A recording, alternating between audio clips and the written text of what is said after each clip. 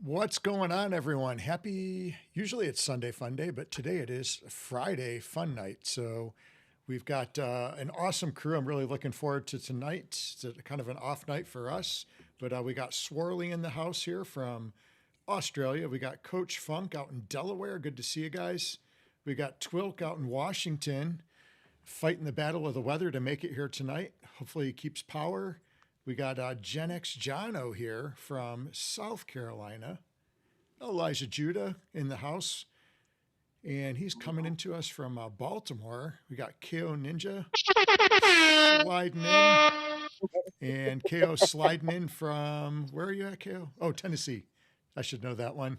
And then we got Funky Beats is in an airport somewhere, but normally from Boston. So thanks for joining us. I know you might be in and out. I know you got to board a plane there. And we got Crypto Worm in the house. I'm not sure if he can hear us. Does anybody know where Crypto Worm's from? Is he from LA? I can't hear him. LA? Okay, I thought it was LA. Is he Gramercy? Is it Gramercy somewhere out that way? I can't remember. That's kind of in the same neck of the woods as Hyde Park. So I think he's just representing Hyde Park. That's all that matters. Right there. All right. Well, man, it's great to see everybody, and it's great to have everybody online tonight. So we got a lot of people from different communities, different nodes doing different things, but I know we all kind of cross paths within Upland and have a good time doing it. So, but KO, what do you want to get into first for this fun night?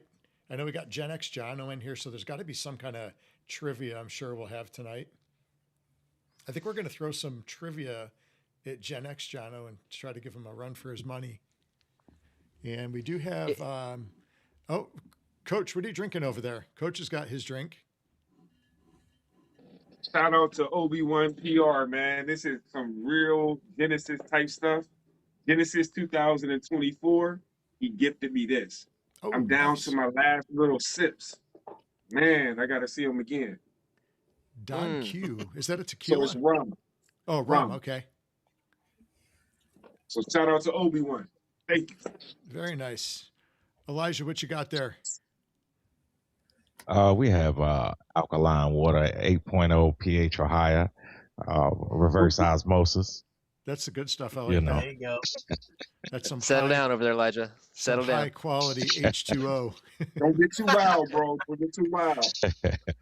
So Swirly, what you got? You got an IPA over there, or what you got going? No, we've got a long day ahead of me, so we're not going to be finished for another 6 hours or something, 5 hours. So I thought I'd take a leaf out of Jim's book, and I've got a whiskey. Nice. Only I'm not as tough as he, so I've got something a little bit easier to drink, which is the American honey whiskey. Oh, there you go. So a little bit sweeter. It's about the only one I can drink straight. Normal whiskeys, I'm not man enough to drink straight. I'll have to mix it, and everyone tells me off for mixing it.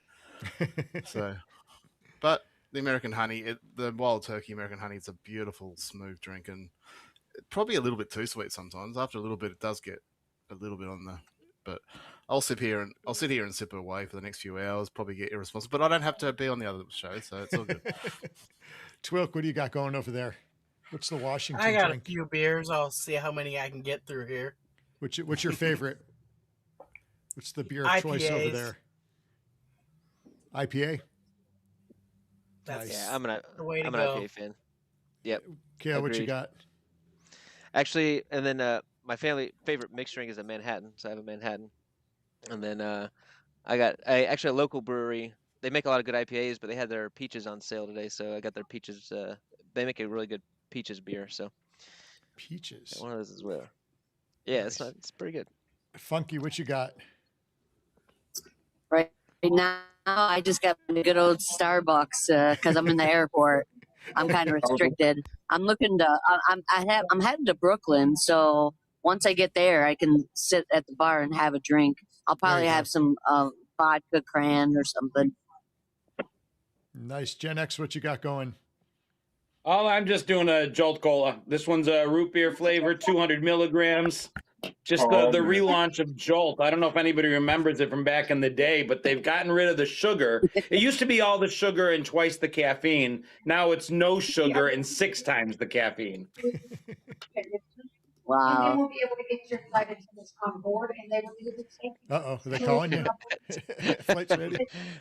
Run, I've got run, some- Funky, run.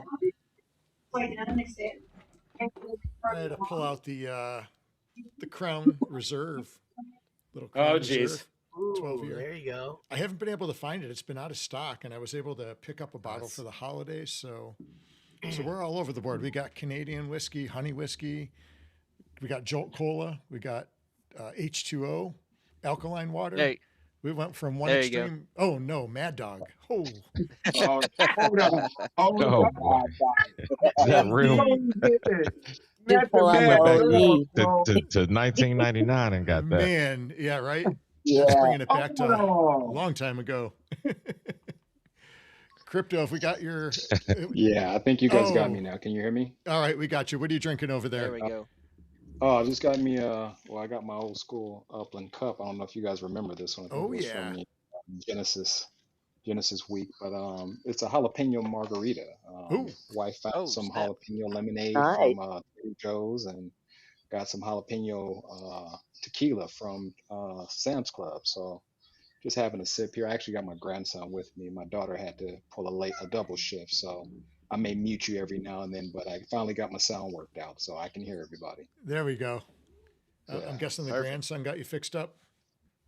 Oh man, yeah, he hooked me up. Nah, he doesn't sip. You know, I let him smell it every now and then, and he's like, "Ugh, it's nasty." Oh, I Granddad, meant it's the nasty." technology, not the Oh yeah, margarita. no, I might. Don't I get in just got trouble, some new man. Bluetooth headphones. No. Oh He man. knows. He knows better. But I'm glad to see everybody. Sorry about the technical difficulties. As No a former worries. IT, it's always embarrassing when your stuff doesn't work. So Well, you know the ninjas. We always have some kind of tech issues. We're used to it. It's pretty much a mainstay on our stream, so that's how it works. So we can't even get backgrounds or anything for our guests. So we go with what we got here. Oh. Is anybody watching the fights tonight? You got the Jake Paul fight. Anybody got any picks I'd like in that to. one? You know, I don't know enough about them. I didn't even know he was fighting tonight, to be honest, until earlier. Yeah, I Actually, knew he was sunlight. fighting. I just don't know enough about either fighter to like really make an educated decision because I was thinking about betting on it, but I don't know. I saw it. yeah, I I saw did, I it this did see morning. The something odds were about the betting crazy. option. Yeah, I was looking at it. I was thinking about putting a few dollars on it because I think it's going to be a draw.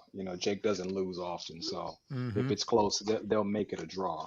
So go Yeah, ahead, the you can draw play. line was Yeah. pretty crazy too. I saw. Yeah. Well, let's see, Kale. What do you want to start with? I know we got wheels set up and all kinds of crazy stuff for tonight. What do you want to start with? Do you want to do trivia or the everybody had to bring like the upland version of like the white elephant gift, like a asset to trade or something like that. So, what you tell me which one you want to do first? If everybody's ready for trivia, we can go with trivia. Let's do it. All right, Kale, we'll let you start since you picked it. Hang on, I'm not ready. Someone else go first. Or Jono, do you got your stuff ready for us? You got anything ready? I didn't bring anything specific, but I've always got something on my mind. We're going into the holiday season. I'll give you a bit of cool little trivia. Have you all watched the little cartoon Rudolph the Red-Nosed Reindeer? Yeah. Yep. Yeah. Can anybody name the homicide that occurs on Rudolph the Red-Nosed Reindeer? Homicide. Yeah. Oh. There's a murder that takes place right before your very eyes. Really? Oh, I didn't know that. does the No. snowman die? No. The Bumble makes it out alive. They take That's a all good his guess. teeth, but he makes it out alive. So do you guys remember the Yeah. Island of Misfit Toys? Right? So there's the Island of Misfit Toys. It's got Oh, the yeah, yeah. Charlie in the box. It's got the little girl with the dolly nobody wants. It's got the squirt gun that squirts jelly. There's a Yeah. bird that can't fly. It can only swim. Okay? So if you watch the end of Rudolph the Red-Nosed Reindeer, after Santa saves all the toys from the Island of Misfit Toys, the elf starts launching them out of the sleigh with an umbrella so they can float gently down. But when he grabs the bird that can't fly, he tosses the umbrella away and just throws the bird off the side that cannot fly, presumably plummeting to its death. And if you watch it, the elf knows what he's doing. He looks at the bird that can't fly, he looks at the umbrella, shrugs, and does it anyway. So a little I bit of did not, trivia, I a little did bit not of realize that. I'm gonna go a back. little and bit of watch that adult now. humor they throw in for the adults. That's crazy. Wow. Yeah, that's crazy. I never And actually, noticed that whole scene was an add-on. The first year Rudolph was, they didn't go back and save the toys. It was too many kids complained, I guess, and that was a rewrite. So the second year that they launched Rudolph, they had that extra scene added. That wasn't part of the original story. The original story, they just left them all sitting there, where at least the birdfish makes it out alive but lonely. Hey, listen, guys, I'm gonna have to board, but I have my gift for the white elephant, so I'll get with whoever when I get off the plane. Okay? All right, sounds good. All Have a safe All right. trip, buddy. right, have a safe flight, and we'll see you in a bit, hopefully. Safe travels. Later. All right, bye-bye. All right, who's got a question ready? I got one ready. All right. And this is for the Gen Xer, right? Yep. All right. What after school TV block launched shows like DuckTales, Chippendales, Rescue Rangers, and Darkwing Duck? Well, it's got to be Disney, right? Was it Fox the Disney 45. Channel? See, I grew up poor. We never, if this is cable, I'm going to miss it because my version of MTV was like Friday night videos. I didn't get the Disney Channel. I got PBS. Is that your final answer? I mean, I DuckTales was Saturday mornings, wasn't it? No? I don't know. You said Disney. Are you going with Disney? I'll go with You Disney. want to phone a friend? You want to phone a friend? I'll call Mike. SC Kicker, what do you got? We didn't have Disney in either. I didn't have any of the cable channels, so I'm out. I had these little things on my TV. They looked like rabbit ears, and they spun. I had like three stations: UHF, VHF, That's the way I and grew up. some other Yeah. channel too. TBS. That was the other one. Well, I have to give it to him. It was Disney Afternoon, so I'm not going to change. There we that. go. Okay. All Good right. job. Here's one that everybody should get. In Back to the Future, Marty McFly goes back to what year to visit his parents?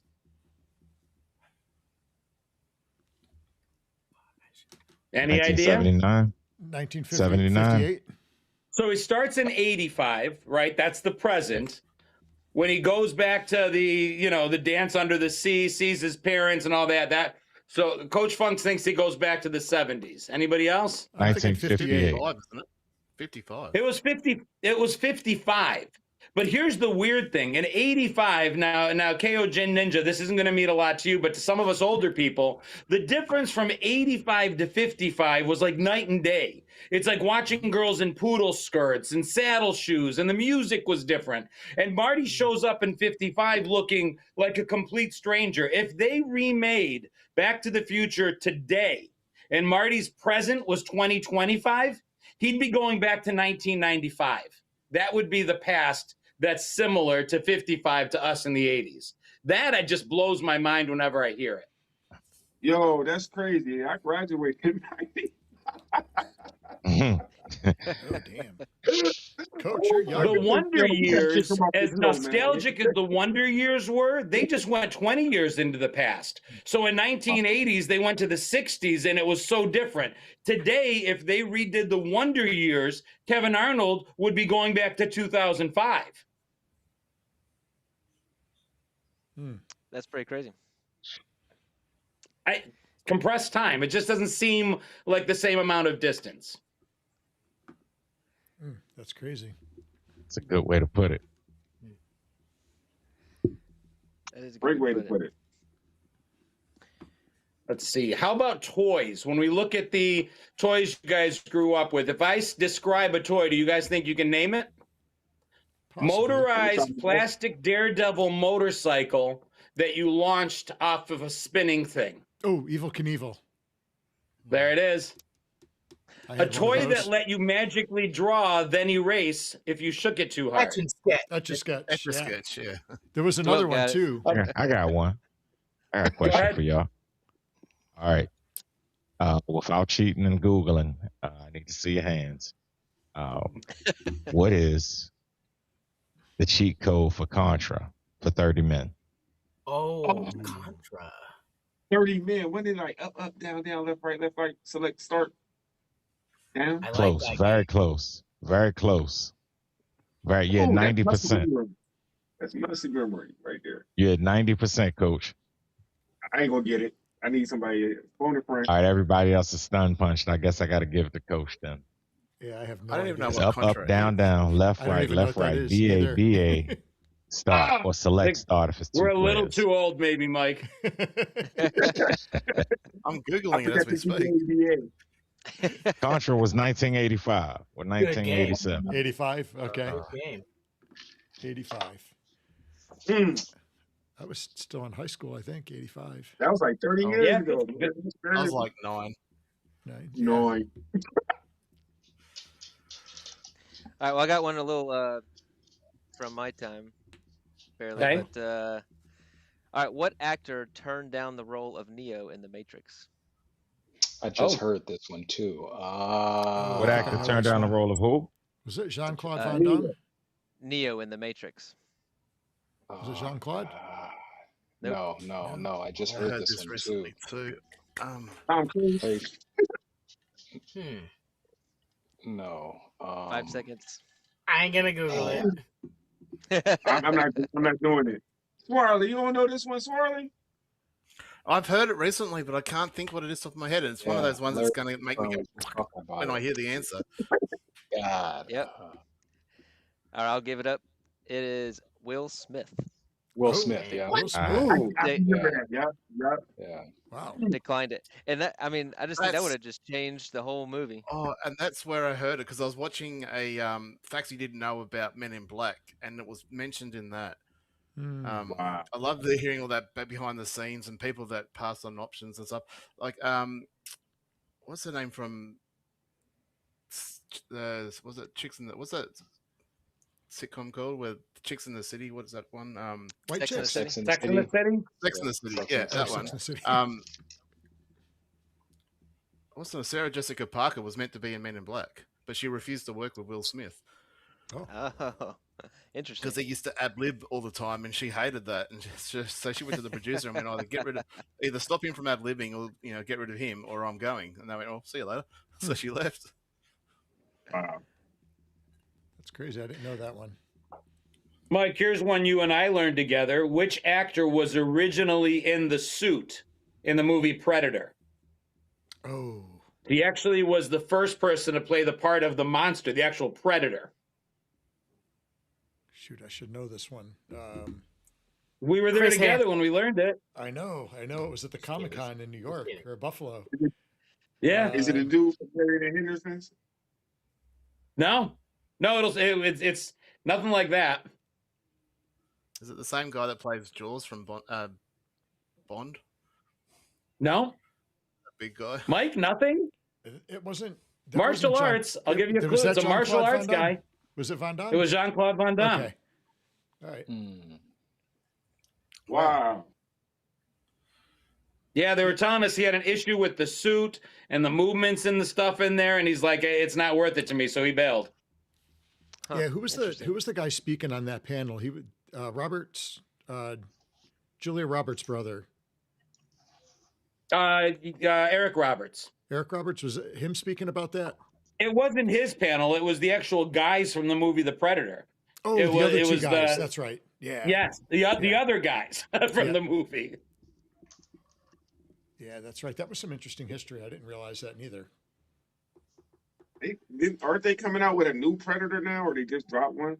They were talking about that at the Comic-Con, actually. I think they are coming out with a new one. Okay. No, matter of fact, I did see some highlights. It was supposed to be like a suicide mission, and he had like some AI. The Predator has some AI like robot on his back or something. I think you could YouTube it. I did see something about that. All right, who else has got a question? Well, I prepared an audio question, but I don't know your system and how I can even do it. It's basically a 5-second part of the song, which is probably one of my favorite songs from the 80s. So it's it's obviously Australian. I had to do something Australian. But I mean, I can try and share screen. Does audio come through if I share screen? Ko, do you remember if it does? You usually do more screen share than I do. I turn off the audio so I don't turn robo. I mean, when I go to share screen, there is an option to turn audio on, which I think I have on. Can you play it right through the speaker you're on? It'll come out really bad sound, I think. Let's see. Give it a shot. Yeah, let's try to share it. We can try to share it. All right. So if I share screen, it's the holiday show. Yeah, it's all right. We can't mess anything up. If anything screws up, we'll just reboot. All right. So I'm sharing now. So I'm sharing a couple of my props in Hyde Park. I thought I would be. All right. Let me get this over here. I don't know how to. Hold on. I don't have the control I normally have on the show. I'm trying to like click the right things and stuff, but I'm like, I obviously I've only got guest access. All right, let's see. I'm going to put this right there. All right, let's try it. Yeah, so that's the pirate infiltration of Hyde Park. Oh, this is new. Awesome. Yeah, I've been working on that over the last couple of weeks. So, that looks good. You know, heck yeah. A little safe haven for the pirates over there. All right, let's see if the sound comes through or not. I think I've got it queued up, ready to go.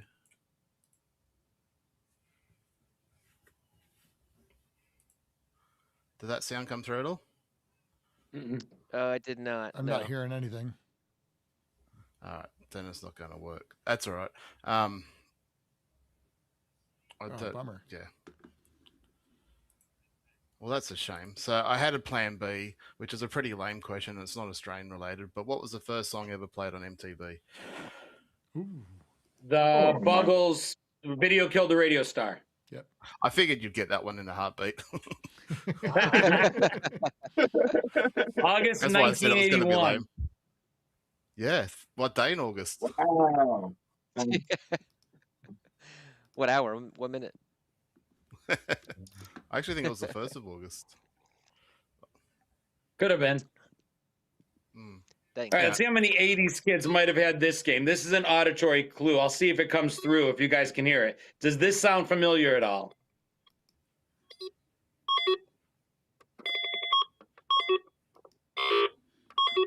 Is that the dial-up internet from the old days? No. I was like, Is that War Games? Is that old football game? Oh, What's Simon? that? Remember Is that this? Simon? This Merlin. Oh, Merlin, not Simon. You remember Merlin? You were able to play tic-tac-toe. You were able to play Blackjack 13 for some reason, Othello. It'll have like a Simon game on it where you got to do what it does. But yeah, this is Merlin. Man. Just picked this up at the Retro Toy Con. I'm glad I haven't seen one of those in 100 years. I loved this thing. That's about the size of my first cell phone too. Yeah. And they had a briefcase With a connected to it, I think. Yeah, we had a pouch. We had a carrier. And Man, then I'm we glad I grew up talked in. about. There's your Evil Knievel, Mike. Oh my God, that's a classic. Are you kidding me? Wow. That So you used to toy. wind it up and just send him on his way. Man, that toy was the jam back in the day. You could have it motorcycle. He was like Fonzie, man, jumping cars and stuff. Kale, do you know who Fonzie is?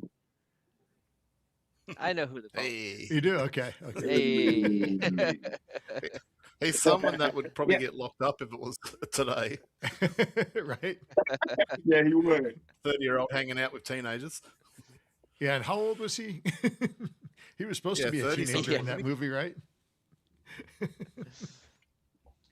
And this was the other toy I picked up at the same con. Oh, Jarts. Mm. That was a dangerous toy back in the day, but man, it was fun. Dude, we messed around with it to make a video, and I almost took my toe out. And even as an adult, it almost got me. You got a lot of toys over there, a lot of goodies. I mean, Yeah, I got a ton of stuff, dude. I've been collecting stuff for a while. This is probably my favorite, though, right here. Is that $6 million man. man? Wow. Yeah. You can look through the back of his head, and there's his bionic eye. So this was the one I loved a lot as a kid. You making me feel really old right now. I never had. I never had. You're making me think about my Transformers, man. Yeah, He-Man, all that. Yeah. Thundercats, both. Yeah. Dude, we were so excited for toys as kids. Like Christmas was, we never got them all. We had the Sears Wish catalog, or if you grew up in upstate New York, maybe it was Two Guys or Hills. You know, whatever toy store it was, Toys R Us. And for a lot of our friends, we got one big gift. And then you got a bunch of stuff your parents were going to get you anyway, but because it was Christmas, they wrapped it up. But you got like one big one. And it was just, everything was about getting that one out of 5 or 6 that you circled. And I just loved, I mean, what were the toys? What were the ones that got away? What were the ones that made your Christmas? That was a big thing that a lot of people are talking about right now. A lot of Gen Xers in my world, they're talking about the toys that got away, and they're trying to go get them now. Yeah. I had this one toy I wanted I still want it. I never did get it. It was a robot. It was I think it was, the store was called Brand Names back in the day. And they had this robot, and I wanted it for years and years and years. And I never did get that damn robot, and I still want it. It was like when robots first came out too. It was amazing.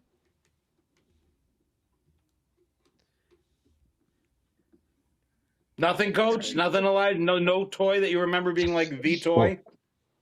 I'm thinking. Well, as far as the toys, as far as the toys, I think the one that I keep recreating is going to be Nintendo. Like I'll download an emulator and just keep downloading the game. So that's the one that I just keep recreating and just downloading emulators. So it's going to be Nintendo. I don't celebrate Christmas, but it's going to be Nintendo is going to be my childhood toy. It's going to be the one that gets me. Punch Out, Tecmo Bowl. Tecmo Bowl. Oh my goodness, everything. Anything. Super Tecmo Bowl. No, Tecmo Super Bowl was the title. You remember that one? Oh yeah. Yeah. Yeah, there were glitches in it. Like Steve Young, even if you picked the play right to defend against it, his quick release would still score. And like we had rules, you couldn't do that play because some of them glitched. There was a glitch where you could guess kick what was to my yourself and favorite run it back, team? couldn't you? I used to play with the Buffalo Bills, man, and I would send Thurman Thomas and Jim Kelly, man. I had all of them. That was back in the day. The Raiders, man, with Bo Jackson and Marcus Allen and stuff. Too. Oh yeah. Oh no, Bo Jackson was cheating. That was not allowed, man. Yeah, that was cheating. Bo Jackson was cheating. That was one of them. Yeah, I won't say the toy that got away, but one that just keep coming to mind that was like the best thing since sliced bread in my era was the electronic football game. The vibrating one. Mattel. The one that vibrated. The Mattel. Tick, tick, tick, tick, tick. The one you just turned on and you had the little figurines and they'll move. It's electric and you just. Yeah, they had Oh. the little vibrator board. Yeah. Yeah. That was so That was cool the one because like. you could have your own teams. You could get the whole team for whatever team you wanted. That was a pretty cool one, and you had to set it up separate every play. You had to line up the characters. We had plays. My play, man, what? I thought it was Bo Jackson. On the friend. Yeah, Man, that's you made me have a one tour I would flashback, do back in man. the day. That was Yeah. a cool game. You know, You one remember of that? You remember the air hockey tables? Oh that yeah, was Yes. similar to that shot all of the air out, and they had the little puck, and you could. Oh my goodness! I think I need one. We're Or gonna your bring that rich one friends back. had That's the what we're dome bringing ones. back. that's the one I always Yeah, wanted. what What was that called? The bubble hockey or whatever?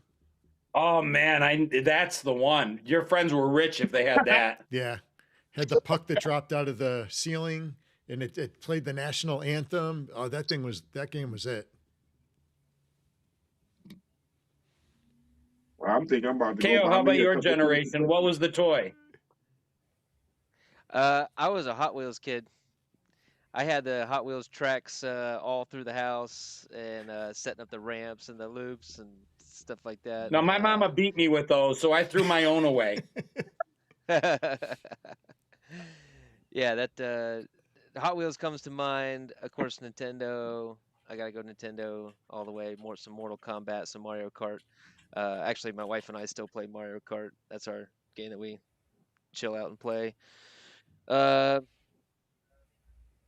those are the main ones that come to mind. I was usually stuck outside. My mom usually just locked me outside until dark, and then I got to come in and play after that. So I didn't do too many toys and stuff, but That's Gen X style right there, outside.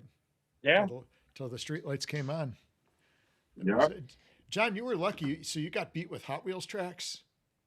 Dude, I got beat with everything. My My mom was not specific. The woman waterboarded me during bath time. I mean, it didn't matter. My mom had this set of wooden spoons and wooden forks that were freaking wall hangings. Do you remember those things? Man, Oh, I yeah, remember you're getting 7 foot chased. tall. What else am I going to hit you with? Man, I remember getting chased with those, and I would dive under the table or get away from that spoon. The thing was like a 4.5 foot spoon. You throw it like a dart. Yeah. Like a spear. I remember the fork spokes getting broken off of that thing. I remember plastic shoes, whatever was close. Yeah. I think my favorite moment though was during like road trips when you were like literally your parents like you had nowhere to run, nowhere to hide. So if you screwed up and your dad actually stopped, there was nothing worse than getting your ass beat on the side of the road. But conversely, there was nothing better than driving down the road and happening to catch some other kid pulled over getting his ass beat on the side of the road. I mean, just child abuse out in the wild. You could see it everywhere. Kmart Blue Light Special, some kid getting his ass beat in the eye. Oh, we probably man. Blue light. need a little more of that these days, huh? Man, I'm having flashbacks now. Rock for it. They put you in jail for that now. Oh yeah. I know, man, but it was so common. You couldn't go 48 hours without seeing some kid taking it. He's just getting whacked. Oh man. That's what's missing nowadays. We need to bring it back. Yeah. I don't know, man. I don't think I have it in me. Technology. I just think it's too much technology. You get caught now. You scared. The kids got the phone. Yeah, and by technology, we mean cameras. We'd be on camera. That'd be the end of us. You're right though. A good old feel of a whipping would straighten you out. Yeah. Good old. Yeah. That's why we came in for the street lights, because you would have got taken care of if you ain't make it in. Yeah. Yeah, we didn't have the cameras back then. We had like the Polaroid, you could take it, but you won't know for like 30 minutes if that picture came out or not. Yeah. Or 3 days. Yeah, yep. Or the other ones you We have had to a The lot put of best was things when like you photo. that. found out your parents were looking for you. You're like blissfully Oh, unaware. You're playing. You're having a great old time, and then one of your friends hits you with, "Ooh, your dad's been yelling for you." And then you do that walk home, and you just know life is over. You had a good day. You're reliving the fun in your mind. You're seeing your life flash before your eyes, and as soon as you open that door, you just know it's over. Then for some reason it brought your friends such glee. None of your friends were ever as happy as they were telling you that you were about to get your ass kicked. Oh, that's funny. Too funny. What? Who didn't name their toy? Twilkie a toy that you grew up with, or Yeah, I something that comes to had mind? the rug in my room with all the roads and towns where you'd run the Hot Wheels on, all over, and Yep. collected a lot of baseball cards, basketball cards. Kind of You still got them? I was in grade school when the like Pokemon phase came through, and I remember ripping those packs like they were candy. And now you see that stuff on YouTube, and they're thousands of dollars a pack, and you're like, why? You got any So, cards left? probably somewhere. I'd go digging for those. Maybe I had some gold there. Yeah, a lot of street hockey. Had a lot of kids in my neighborhood growing up, so Played some baseball in street the hockey. cul-de-sac type stuff.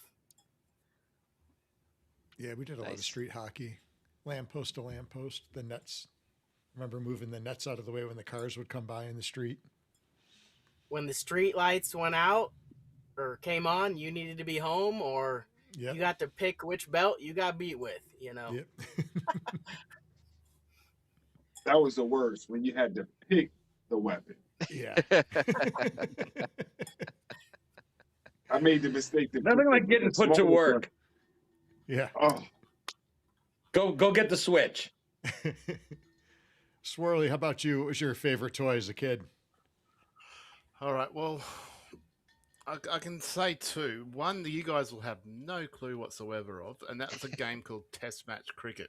It was a board game style game which sort of emulated an actual full field cricket game. So you actually had a little metal ball bearing that was the ball, and you'd sort of roll it down this ramp, and the batsman would strike it and try and hit a boundary and stuff. None of you guys will have a clue. You can Google it. It was sort of a classic for 5 minutes in Australia back in, I'm guessing, the 80s. What was it called again? The other one, Test Match Cricket. So Hmm. for any Australians or even English people that are watching, listening, whatever, currently the English are playing the Australians in the cricket, which I am watching, which is why I keep looking down because I'm watching my phone, watching the cricket. So that was one. As a small kid, I remember playing with that. The other one that was like the pride and joy when I was a young kid was one called Donkey Kong. It was a handheld game that would flip open, so it had two screens, not the single screen, but the two screens, and you'd have to wait. And I don't remember how much I played or whatever, but it was like the best game. Like if you had that, you were a cool kid. For probably 15 minutes through my childhood, but yeah. That was the one that sort of sticks to me. I don't remember all the other games the handheld ones I used to have, but Donkey Kong was the bee's knees at that time. I used to like those handheld football games that had like the little letter that was like a letter S running up and down the field. Yeah, that's what I was talking about earlier. That I thought the Mattel, and it was just a series of blips. Yeah, and all they just have the blip go all. I never could figure out how to make that work. That reminds me of those Tiger handheld LCD games that they used to have. I had one back in the day, Simon's Quest. They were something else. I found the cricket game. will it look fun? Pull it up, Essie. Oh, you screen sharing? Hold on, let me pull it up here. Hold on. So I know you probably hear stuff we talk about, like, what are they talking about? Yeah, well, I mean, we got a lot of stuff from America, obviously, but some of the more specific, I don't remember there being the American football game, handheld ones, stuff like that. But all right, here we go. Is that it? Yeah, so this is basically it. Yeah, I had the version that was a ramp. So the one in the sort of second row middle, that is like a slingshot sort of style. I never saw that one.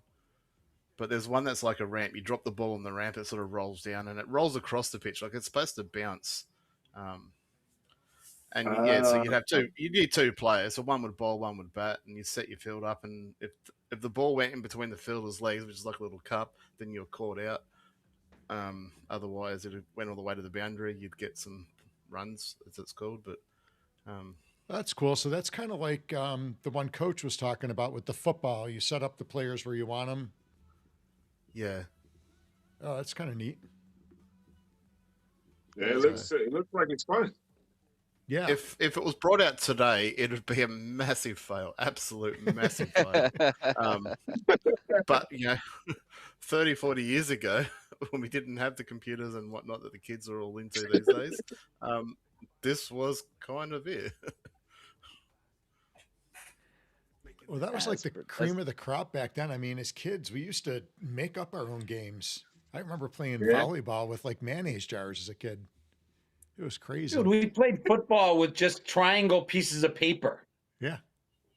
Yes. I still do I that. couldn't afford the I still do that. Cardboard. We still do that football game. Sometimes when we get together with the adults for adult nights, I have a set of field goals that I made out of PVC pipe, and it's big enough to fit on the table. And I put a piece of wood behind it, and I cut out holes, and you got to try to put the football through the holes. That's a fun time. I can imagine. Less fights than Monopoly, too. Yeah. I remember playing that game with the quarter where you'd spin it, and if you were the person that knocked it down, they used their thumb and they slid it into your knuckles and Bloody make knuckles. your knuckles bleed. Bloody knuckles. Yeah. Not how we played Bloody Knuckles. Damn, we just hit each other's knuckles. Yeah, I was going to say, I don't remember any quarters. That was the version at lunch at school that you could play and not get in trouble. Yep. The only quarters I Wow, played was the no, ones we you tried to literally get in the just cup. took turns slamming each other in the knuckles. Yeah, I remember that version. Oh man, Damn. I was probably 8 or 9 years old during like the yo-yo phase. Anybody? Oh yeah, yo-yos. Yo-yos Yeah. went crazy. Yep. And We had Duncan. assemblies where Duncan, I think was the company, Yeah, would Duncan. go around in the 70s and 80s. Your school could ask them to come and they would do an assembly. And there would be the guy that would do all these tricks and he'd show you how to walk the dog and rock the cradle. Oh, yeah. And then everybody yeah. got a cheap yo-yo. But then we also got a coupon for like going home and telling our parents to buy us an expensive one. And of course, I just ended up with a cheap yo-yo. I mean, that was the end of that. oh, I bugged the But hell yeah, out of my that was mom until I huge. got that Duncan. I got that Duncan. Yeah, I got Yeah, a the Duncan butterfly. You eventually. remember the butterfly one? The Oh, Duncan, yeah. That's the one I had. butterfly one. Yep. That's the one I Yeah. had. Yep. That was the best one. Yeah, those did all the I tricks. stopped doing them when I started to do a trick and I hit myself in the head. I said, "Nah, I'm good." Oh man. They came out with yo-yo ball. They acting like they cured everything. I tried that yo-yo ball. It was terrible. You remember that? Yo-yo Hey man, ball. there's a yo-yo ball. Oh, Y'all don't yeah, remember I yo-yo remember ball? that. Yep. You could do all the tricks Come on. easily. I remember in the 90s, there was like an electronic yo-yo that almost wound itself up. It was like for the This one special did wind education itself version up. of kids. You didn't need to do anything. It just did it on its own. Yeah, that was the ball, wasn't it? The Was Yeah, that it? it was like clear. It was clear plastic. It had a little Yeah. Maybe, okay, now I get what you're spring-loaded. talking about. God, I forgot about that one. It's called a yo-yo ball. Didn't it light up or something like that? Some of I them don't know did. if it lit up or not. Yeah, maybe some of them did because they promoted it like the commercials used to come on all the time. But they didn't. I'm looking at a they didn't hold YouTube- weight. Everybody went for the Dunkin' yo-yos. I remember you wasn't taking a yo-yo ball to school. Yeah. I remember that. Yeah. Then there was like the Rubik's Cube craze. I think I lost like 2 of them to the teacher. They started Oh, yeah. confiscating, but there was the Rubik's Cube. There was the snake. The snake. There was I like a remember that lock one. chain one. Mhm. There was the pyramid. There were like so many of them that came out after, and I couldn't solve any of them. I've got a Rubik's Cube here. I still can't figure it out. I've got never was able to followers solve that it. take pity on me, and they like send me like ways to solve it, and I still can't do it. Yeah, It's some of easy these when you kids learn, nowadays, man, actually. they can do it with their eyes closed. Yeah. It's just an algorithm, basically. You just Yeah. follow I've the been told. algorithm Yeah, Yeah. can't do It it. is. I used to do it. I couldn't do it now. I haven't done it for so many years, but It was No, easy. It's, I'd take it it's kind apart of and put like it back that together. that cheat code. yeah. I thought it'd be Left, cool right, if I could left, do it. right, up, down. I still can't do it. I just took it apart and put it back together. That was the easy Yeah, way. it's not as satisfying. Pull the stickers off, put them back on. yeah. Yeah. I was Y'all looking remember at those toys games that with were Simon banned. Says? What's that, Coach? Those little games you had to hit the colors, Simon Says? Oh, yeah, Yes. Simon. Yeah. The Bop Oh, It? Simon, yeah.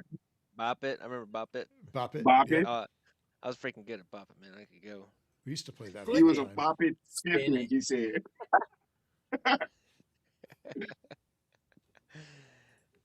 Next time I man. see you, KO, we got to go ahead and bop it. I'll bop it with you, man. Let's go. All right. All right. Oh, You man, going to look. bop it. Next time we link up, we gotta have a football game, man. I'm talking about the paper football on Yeah. the table right Hey, there on cardboard, site. Cardboard. On site. Yeah, that'd be a lot of fun. Maui Hey, just we might as waking well up. say 100, a minimum million uppies. yeah. Mm. All right. It's down. It's the Going bet back has to been Dang. made. Bet has been made. I'll pay you 10 I upix didn't a agree to a month. million I'm uppies bet. playing. I didn't. I just, I'm joking. It was a joke. It was a joke. Well, I was gonna say I'll pay you 10 upix a month for the rest of my life. So I know, right? it's a serious field goal. American Clearinghouse. I'm still telling about the thing with what was his name, McMahon? The American Clearinghouse. Do they still have that? Oh, Ed American McMahon? Clearinghouse. Ed Ed McMahon. McMahon. Yeah. Yep. Y'all remember that, the Clearinghouse? Yeah, I don't think it's around That's anymore. Is actually it? a Mandela effect. He never worked for Publishers Clearinghouse, and he never did a commercial where he showed up at your door with a giant check. Interesting. really, We all seem to remember that. It never actually happened. He worked for a different company doing some sort of magazine subscriptions, but he never worked for Publishers Clearinghouse. But we all remember that kind of happened. Yeah. Yeah, we Mandela must be effect. going to dimensions or something of another parallel world because I remember Yeah. that. Wow. There's a bunch of them. There's the the Fruit of the Loom logo. A lot of us remember there being the fruit, but the cornucopia behind it. Mm-hmm. There's no cornucopia. There never was, but a lot of us remember it. Mr. Monopoly, a bunch of us remember him having like a monocle in his eye, the one little lens thing, but he doesn't. Never that's has. a lie. That's a lie. He What never about had, Chick-fil-A never spelling? never What in the about the history of spelling of time Chick-fil-A? did Mr. No. Monopoly ever have a monocle. You can Google it. There's Is- no picture of it that exists. Is there a K at the end of Chick-fil-A? At the end of Chick? Ooh. No. Ooh. No. Did y'all ever Yeah. watch Sinbad? Let's Endless Google it. Sand? Let's Google it. Is there a K at the end of the Chick? I don't think so, right? C-H-I-C. Ah, it's just- they done brought up the Mandela effect. Here it go. Yeah. Here it go. And Coach, that's a good one, the one you're just about to say. I seen it, but I did see the actual DVD. Like, it's crazy. Which The one's that? Sinbad. Yeah. The Sinbad with Shazam. Oh. When was Never- it? never was in the movie. Huh. Interesting. Oh my Um, God, what? Another big And one there's for the me was Duracell bunny. Stouffer's. The Duracell bunny with the battery. Where's the battery at on the Duracell bunny? He On keeps his going backpack. and go. No, not here. Really? Not This here. here, no, not here. Not here. Google it. Where is Google it in the this Duracell timeline? bunny. All right. It's on his leg or something. Huh. No way. I thought Do you it was guys remember Isn't it Stouffer's? the Energizer Bunny? Or was it Duracell? Oh Yeah. my. There was All right. both. It's on his Oh, leg alright. now. Man, I they see just trying to Brand make it go crazy, man. All right, Look let's at go you. Do you Monopoly. guys remember Chick-fil-A? Stouffer's stovetop stuffing? Hmm. Stouffer's never made stuffing. What? What? Stouffer's never made stuffing. They made TV dinner, frozen TV dinners. It was never Stouffer's stovetop stuffing. No, it was just Even though I stovetop. remember them saying, if it's not Stouffer's, it's not stuffing. I remember the commercial. Yeah, I do but too. Stouffer's actually has said, no, we never made stuffing. It was called stovetop, Man. wasn't it? It's just stovetop, I guess, Yeah. and it's craft. Huh. The question is, why are these companies doing this? They're not doing anything. We're remembering it wrong. No way. I mean, Yes, I remember the commercial. Pull up my screen and see. What you got? Oh, Monopoly. Oh, no monocle. No monocle. Pull up the Duracell. They button. said we're remembering Here, now right that here. one Here there you with go. the monocle is probably just talking about the Mandela effect. I mean the Energizer Bunny. Yeah. Or the Duracell. Yeah, yeah. Hey, look at his battery on his leg. Look at his battery. yeah, look at Remember, that, it's on his right in his leg, hip. not his back no more. Look at his leg. Why the hell does that happen? That's crazy. I know why they're doing that to us, man. All lies. It's all It's lies. supposed to be on his freaking back, man. I remember That it. doesn't even look like it. It's in his hip. The Fruit of the Loom logo freaks me out though, because when they do a mock-up with the cornucopia, I swear to God, that's the one I remember. And they're like, no, it was never there. Hang on. Fruit of the Loom. There it is. There's the actual No logo cornucopia. right See there. the one with the cornucopia over to the left? That's how Yeah. I remember it. Yeah, that's how I remember it too. Yeah. And that was never the case. What the heck? Isn't that insane? Wow, that's crazy. Like, how do we all remember it wrong and we all remember the same wrong thing? There's the tag. Pull up right Chick-fil-A. Pull up Chick-fil-A and see if it has a K at the end. You know what I Believe love? what it I says. love how we can just go on tangents like nobody's business. I don't even know how we got here. Man, All right. we acting like nobody watching us. There's a K at the end now. Look at that. Oh, there is. I see that sign every day on the way to work twice. And I don't even remember that K. How about Febreze? How do you spell Febreze? Febreeze. One E. Mhm. But I remember it with two E's, like breeze. Mm-hmm. But nope, it's just Luke, I Am Your Febreze. Father was another good one. Which one? The Star Wars. Oh, Luke, I am your father. Luke. Yeah. I am your father. He No, never said I it. am your father. It was the right one, I guess. Dude, that's a great one. Febreze. Wait, what did he say? Oh, so it's only one E. He says. He just "No, says, I'm your I am father." That's crazy. But we all remember the Luke. I remember it. Said that many a times myself. Yeah. That's crazy. Man, who's paying 32 And bucks for Febreze? what started all of this was the Ed McMahon one, but you can Google search the Golden Girls, and there's a Golden Girl episode where they reference it back in the 80s. I think it's one of them says maybe Ed McMahon will show up with a check at the door. And that episode still exists in today's timeline, even though all evidence around us says that he never did that commercial. And they don't remember it. I know what I saw. Right? I know what I saw. I know you argue it. We all can't So be the wrong. theory is every time the super collider at CERN slams particles into each other, then the timeline just marginally changes a little. And then we get a new one of these. Yeah. The Doreen said it was American Family Publishers. For Ed Wow. McMahon. They had a Doreen for me. Hey, Doreen. Doreen, welcome. Yep. Blame CERN. Hello. It's all their fault. Sorry. That's crazy, man. The list keeps getting bigger and bigger and bigger.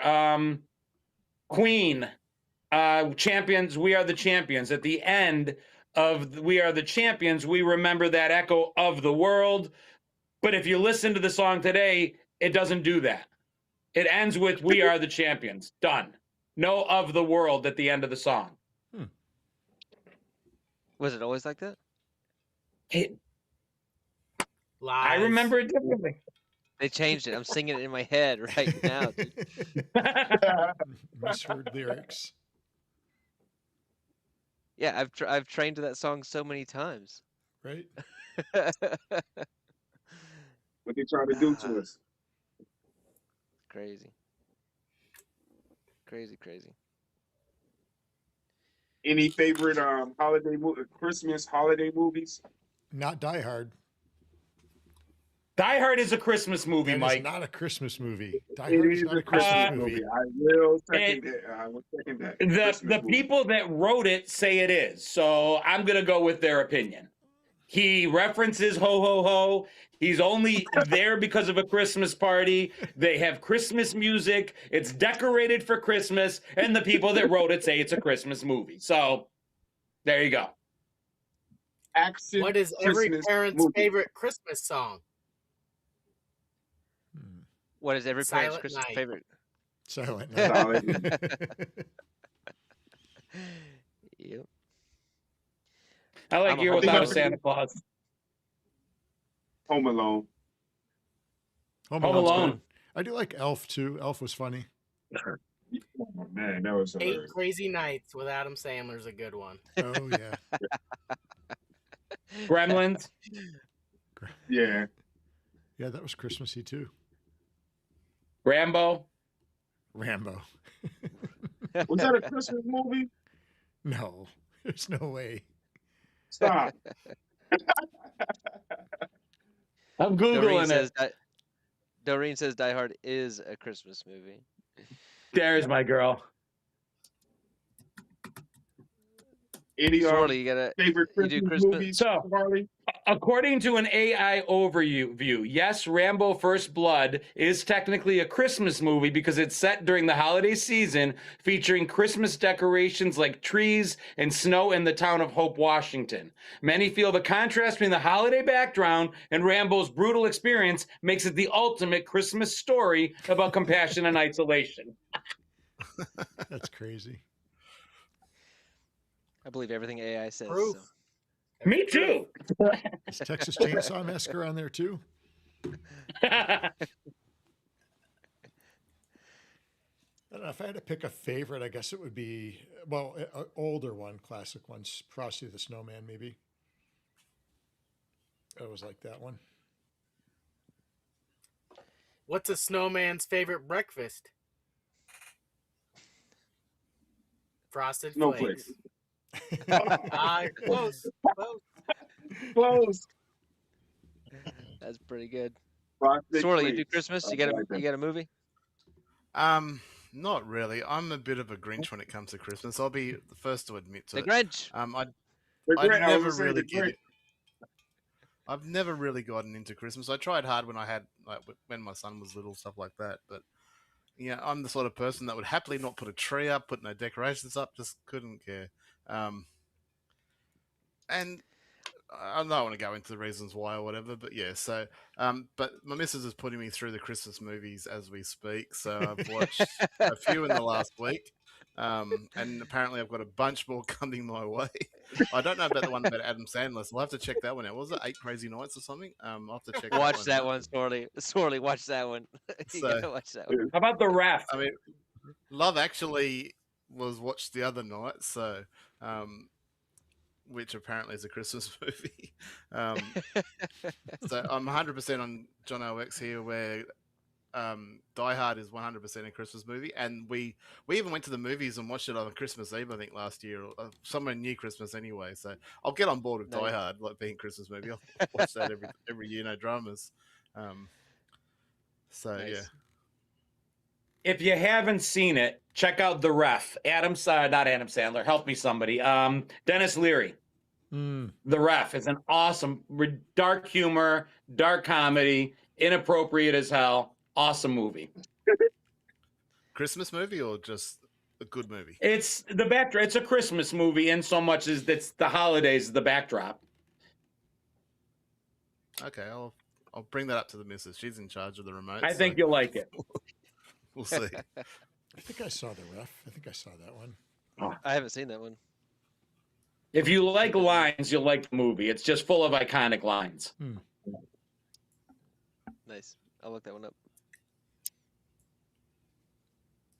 It's a Wonderful Life. Is that You've the, been the watching one the with the leg National light? Lampoons, Farley? They have had a run. I don't think they've had a run yet. I mean, we're still we're only 5 days away. Crap, or 6 for you. But there's been a few on. But we're in the full blown cricket season here in Australia. So I've been watching a bit of cricket. So I've been getting away with that at the moment. So I'm sure that's come to an end very soon. But yeah, there's been a Shirley, few. what on year there, were you but born? 76.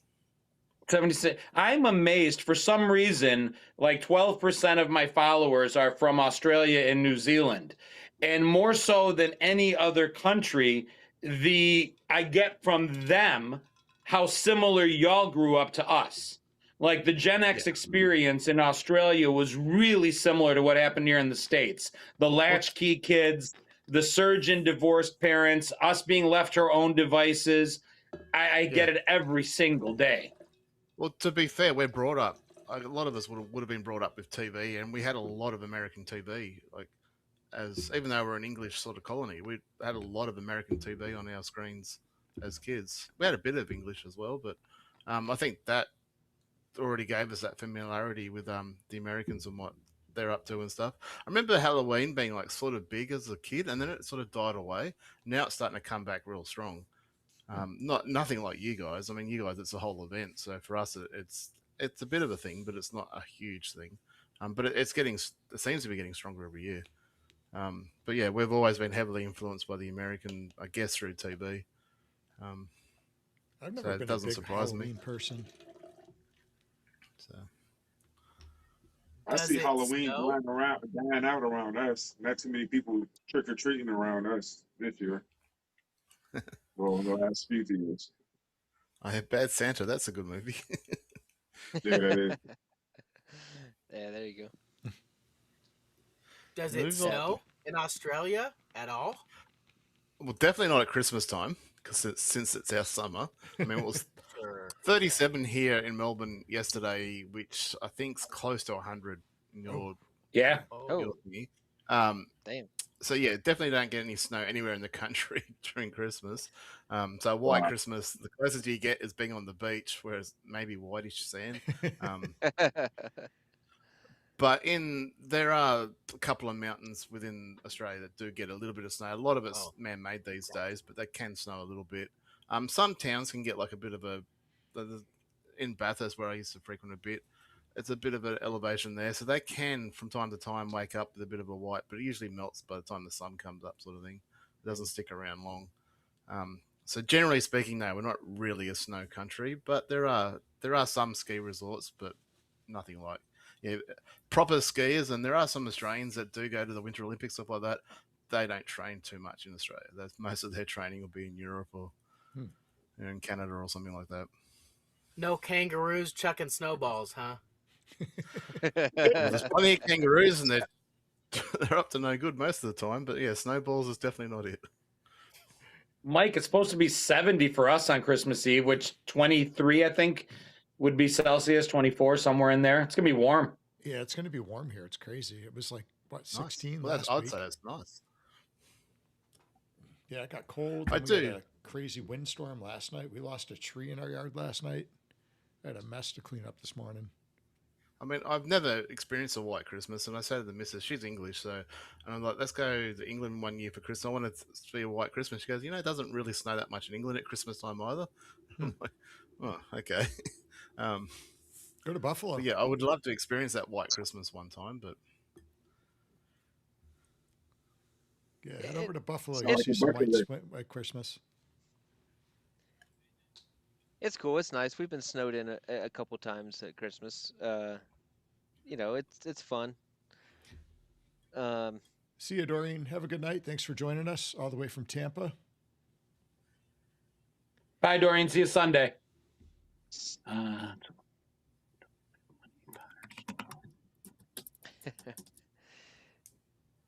Yeah, I grew up. It seems like the last 10 or 12 years or so, we're getting less and less snow. As a kid, I remember, and maybe it was just because anytime there was snow, my parents took advantage of it. But we'd go out sledding every chance that we could, Nice. and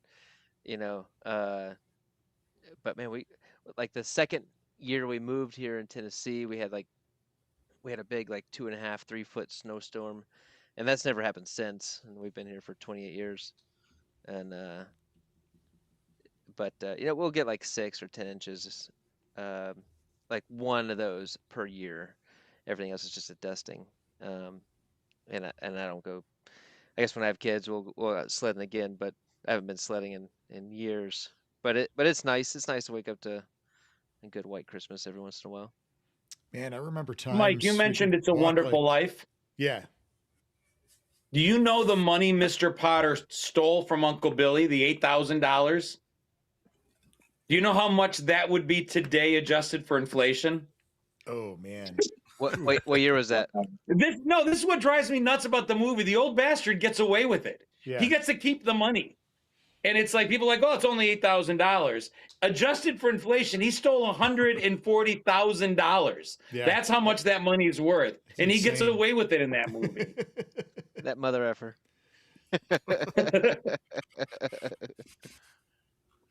Yeah, that's crazy, isn't it? What year was that? That was the 40s? It was, so if 1946 is when it takes place. Okay. I like that movie. It's a good one. Yeah. It's a sad, sad life. There's nothing wonderful about his life. That house sucks. He has kids he can't feed. Come on. It's a classic. It's a classic. It is a classic. Perpetuates the story that money can't buy happiness when we all know it does. What's the that comedian always. what's the comedian that says like when you're rich you can buy jet skis? And have you ever seen anybody sad on a jet ski? He's like, money definitely buys happiness.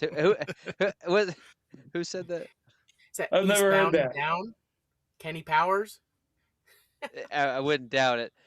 Yeah, he was like, money absolutely buys happiness.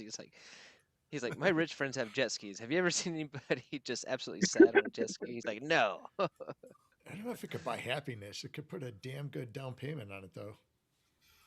If money doesn't buy happiness, then the inverse is still true. Poverty buys misery. I've been broke in my life and I've been more comfortable, and broke was always more miserable. Very true. Very true. No one went to bed with a smile on their face after their car got repoed.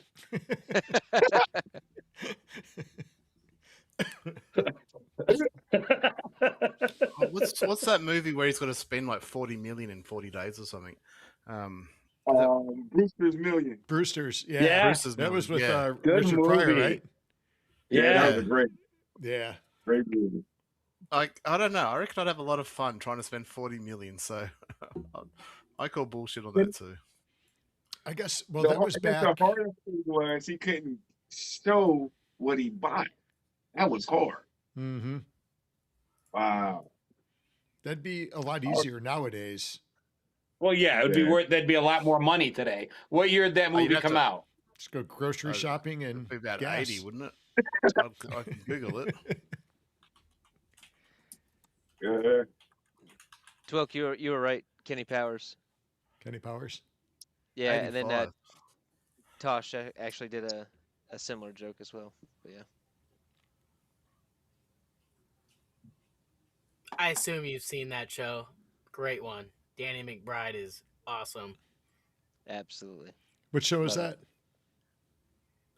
Eastbound and Down. Eastbound and Down. Oh, I've never seen it. HBO show from 10 years ago. Hey, I don't think I've seen that one. Yeah, freaking hilarious.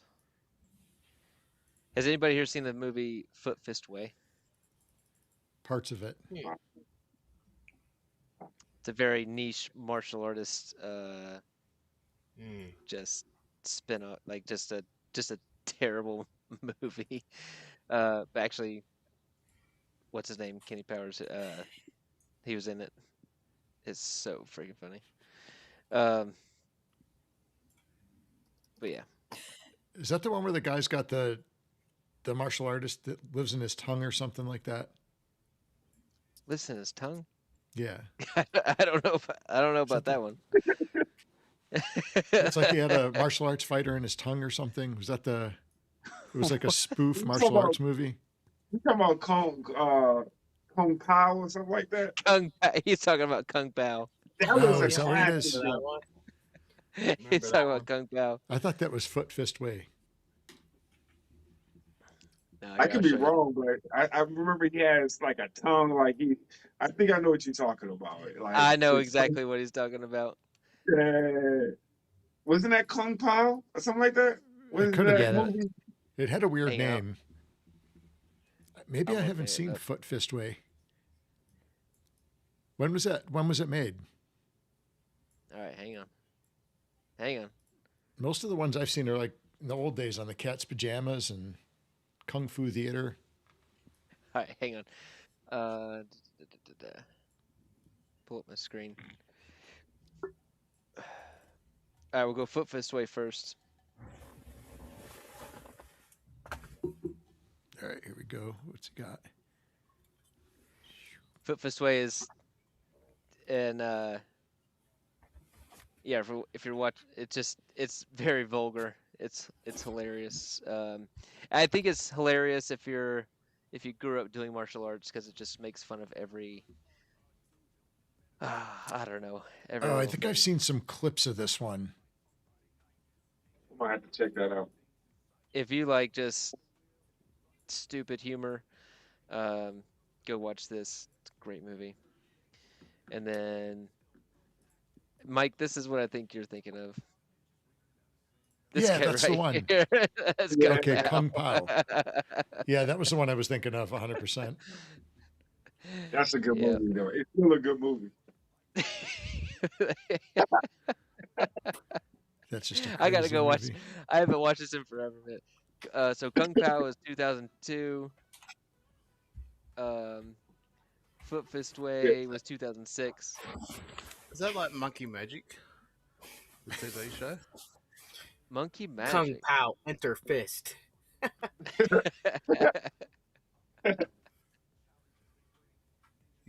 I remember that as a kid, Monkey Magic. Monkey Magic. I don't know if I've heard of that one. Monkey Magic. Karate movie? WW Dog. Big Trouble in Little China was a good movie, actually. With Lopan. Monkey Magic. Maybe it's not American. I guess I just assumed it was American. That just looks all kinds of wrong. Yeah. Most things back then did. I'm just looking it up now. It's 78. Monkey Magic. That kind of I looks wouldn't like, enlarge any of Planet those the Apes. images. Yeah, don't enlarge any of those images. The whole I watch a lot of kung fu movies, but the Monkey Man, he's supposed to have been like a real powerful like warrior. Oh, yeah. Yeah, Monkey It Man. only lasted the Monkey 3 Warrior years. or something like that. My favorite bad martial arts movie, 1985, The Last Dragon. Shonuff, Leroy Green, yeah. Leroy Green. There it is. Yep. He's got the glow. Shonuff. What you know about that? Dude, I loved that movie. Vanity. Back in I loved her. 1985, it didn't matter what movie we went to watch at the Cineplex. If our movie was over and we could go in to catch the last scene of Last Dragon, we must have seen it like 30 times. Like, let's just go catch the end. Because when Leroy starts doing this and he gets the glow and he kicks Shonuff's ass, that is like the best scene. That's better than any crane kick Daniel LaRussa ever did. I just wanted to see what was in that water tank because it was dirty and everybody was scared to go in there.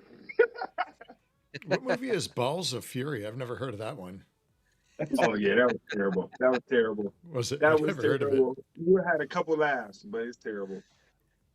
Balls of Fury. Are you kidding me? John I Fitzgerald. think that was John behind Fitzgerald. that was behind the curtain in the video store.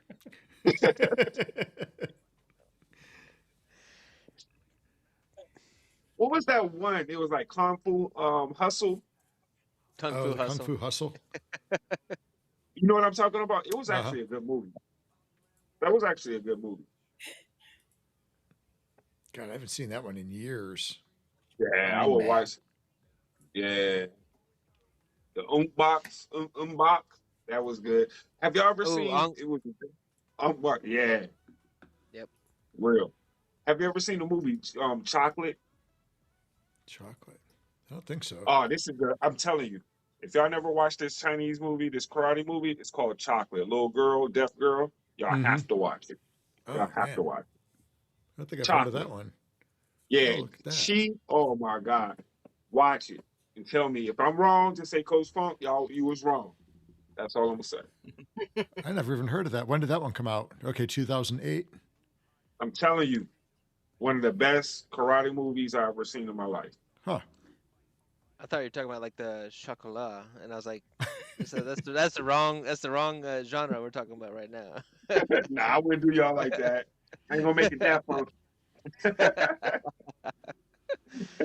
Dude, I'm so sad right now. I wanted to see what happened to Vanity from Last Dragon. Do you remember her? She was like part of Prince's crew. Beautiful woman. She died in like 2016.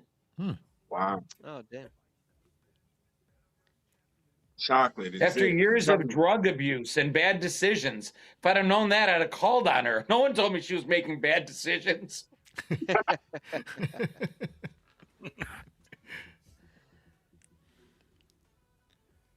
Well, I got some time off here in next couple of the next week, so I'm gonna rewatch and watch some of these. Yeah, I'll have to watch a couple of these. I'm definitely watching Last Dragon.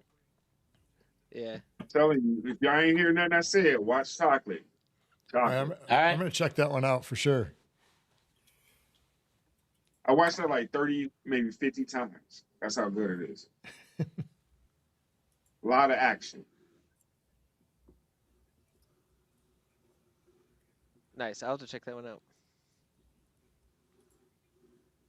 Not a Christmas movie though. No. We got off that a while ago.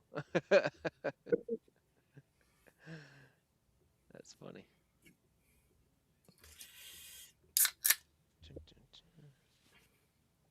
Somebody's cracking up another one.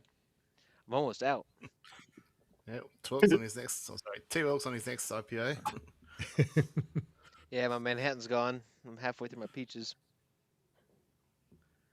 Kind of whiskey do you use for Manhattan? Bourbon or whiskey? I go bourbon. I was lazy tonight, and I bought the pre-mixed Bullet Manhattan mix. Got it. But I typically like to make my own. It's been like a Manhattan connoisseur. So I pulled out the Mad Dog earlier. What's the first liquor you guys ever remember getting completely obliterated on that you could never drink after that? Is there one? Yep. To this day, if I smell peach anything, peach schnapps destroyed me as a kid. I can't drink anything peach. You said peaches, whatever it is you're drinking already, I still broke into a cold sweat. Mine was peach schnapps and Old Schmuggler. Old Schmuggler? Yeah. What the hell is that? I don't even know. It was some whiskey. It was in my dad's cabinet that I wasn't supposed to touch. And I mixed that with peach schnapps. I got so sick, and the same thing. I couldn't be around peaches for a while. I got so sick. My dad didn't even yell at me. I didn't even get in trouble. I was so sick that night. That was I didn't touch any alcohol after that for a long time. I think I thought I was dying that night.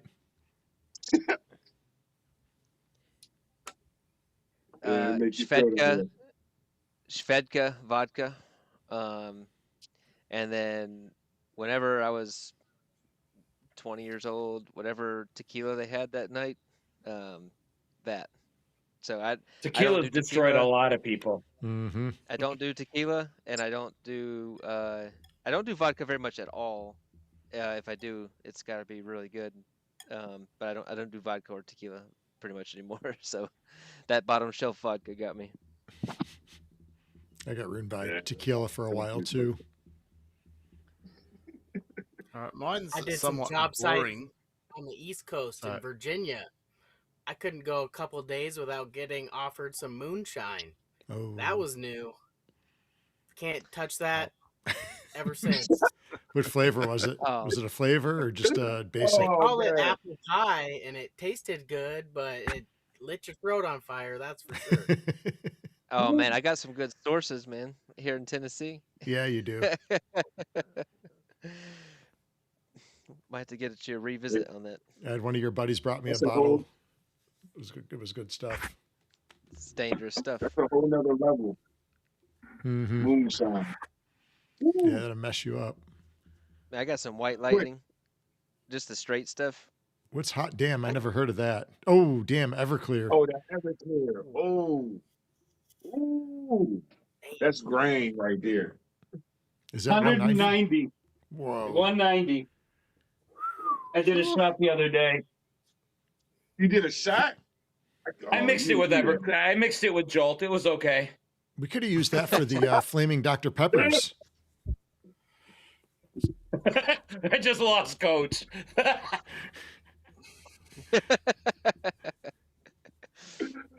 Oh, man. So you did You gotta Jolt come down, with Coach. Everclear? Jolt It with was Everclear? good. Really? I think it was good. We got to do some of the flaming Dr. Peppers with that. Oh, Because they don't make the 151 anymore. That sounds there's good. still Bacardi doesn't, but a couple other rum companies do. Do they? Swirly, you were gonna say something? Yeah, I was going to say my drink's really, really boring that I probably still can't drink to this day, but the story behind it is slightly better. So the drink is Jim Beam bourbon. So we've all had that. Nothing fancy about it. But the story behind it is how stupid I was as an 18-year-old. We went on a harbour cruise in Sydney. So obviously we've got a lovely harbour, go on a boat, whatever. Drinks on the harbour cruise can be quite expensive. So our grand plan was to smuggle our booze on. So I'd bought a big bottle and some Coke to go with it. And I drunk half of it on the way in. So this is part of the story. It's like, I'm trying to convince the person who's not getting on the boat, I don't drink. I'm already half cut. And as you know, as an adult, it's pretty obvious to tell when someone's been drinking. Anyway, and I was carrying the bottle of Coke unopened with me going, I only drink the Coke, I'll bring it with me. And he goes, no, you're not taking it on the boat, and took it off me. We managed to smuggle the booze on the boat, however. So do you think I was smart enough to go to the bar and just buy some Coke and then put the bourbon in it? No. I started just drinking it straight, and I woke up, I think, in the toilet of the boat, and the mates had to pretty much carry me home. It's the only night in my life that I don't remember most of the night. And to this day, I've not been able to drink bourbon since, and I look back at it now and just go, what a fucking idiot I was as an 18-year-old. That's funny. Man, no bourbon whatsoever. When I heard boat, I'm thinking, wow. And drinks? Well, Yeah. yeah. That's a Well, I recipe ruined the for night. Like, disaster. I don't remember the night at all. Yeah, so that was my lesson. I learned that lesson really early about ruining a night on alcohol. So I learned to be a little bit smarter with my drinking. Little bit. Yeah, quicker, WW apparently. Dog, they still make Jolt. It's back. And it's more improved. Zero Leave that sugar, alone. but twice the caffeine, right? Yeah. Leave it alone. No, it's really good. I like it. They sent me a case. I'm like, get me another case, please. So what's I don't know. what I is think hot it's funny the damn? progression. I remember the woods parties or the field parties when we were real little. And I'm talking, Swirly, you're like I was 19. You were a late learner. I mean, I remember being 15 and drinking in fields and just like coming across some bum that was always sitting outside like the convenience store and being like, listen, dude, we'll give you $5. Go get us 2 bottles of Mad Dog. At $1 a piece, you can keep the change. And we would just drink like 3 or 4 bottles of Mad Dog each, or Boone's Farm, or Cisco. There were so many Night Cisco. Train. I lost coach again. Cisco. Oof. But this is sickeningly sweet. We called it bum wine because it's what bums drank, and they're also the ones that bought it for us. Well, we used The to have something original called Cisco was passion thick. pop. I could never drink it because it was too sweet, but passion pop is what a lot of people my age would have gotten blind drunk to. It was like $2 a bottle, like the size of a bottle of wine, but stronger. And yeah, it would just knock the kids out. But it was so sweet, I just couldn't do it myself. But So have you guys heard of Hot Damn Crypto Worm Yeah. said it had crystals in it. Is that like Goldschlager? So Oh, Hot sorry, Damn but- didn't. I think what he's trying to remember. Hot Damn, Aftershock? I remember it was a cinnamon. He's thinking of Aftershock. Aftershock There is was what I was thinking of. Aftershock was the cinnamon, and Avalanche was the peppermint. Both were 100 proof, and both had crystals in them. Mm-hmm. And we'd break the bottle to get at the crystals, and ended up chewing as much glass as we did crystal. Your Oh, friend man. smiling through bloody teeth, being, "This is so good." Thunderbird. God, I hadn't seen that in Thunderbird? a long time. Figured this one would get some comments. What was the other one? The King Cobra. Oh, King Cobra. Oh. And what was the other one? What was the blue one? Blue Bull or something? it was a couple of them. It was like Coke 45 with Billy D. Williams. Oh, yeah. Colt Yeah. 45. Then you had Slick's Malt Liquor. Schlitz. Slick Malt Liquor. See, I grew I up in was in the Rochester, era New of York. We Four drank the Loko and Genesee. Sparks. What was that, Twip? I was in the era of Four Loco and Sparks when I could start drinking. Mm. Eventually, Four they Loko did had away to with be the Four crazy. Loco. Oh, God. St. Ides. I remember St. Ides. They used to be right near Cisco, I think. Snoop used to promote that. Remember that? Who did? Snoop Dogg. Oh, did he promoted really? everything. Yeah. Zima. Man, I remember when Zima came out. The that first was time I had fantastic. that was at a place called Mannequins, and they would put the blue curacao in it. Yep. It was Or like a they white put slow blue gin red. in it to make it Mhm. red, or melon, Midori to make it green, Yeah, I've had it with Jolly Midori. Rancher candy. Yeah. Oh, John Fitz. He got the lucky word. I knew somebody would get it. So we had a lucky word put in the chat, and if somebody found it, everybody on stream had to do a social. So Oh, drinks up. there you go. Cheers. What was the word? The word what was was the word? drink. Oh, Ah, it wasn't a hard one then. No, I No, can't it believe it wasn't. took so long, to be honest. Only took an hour and a half. You didn't have to tell me twice.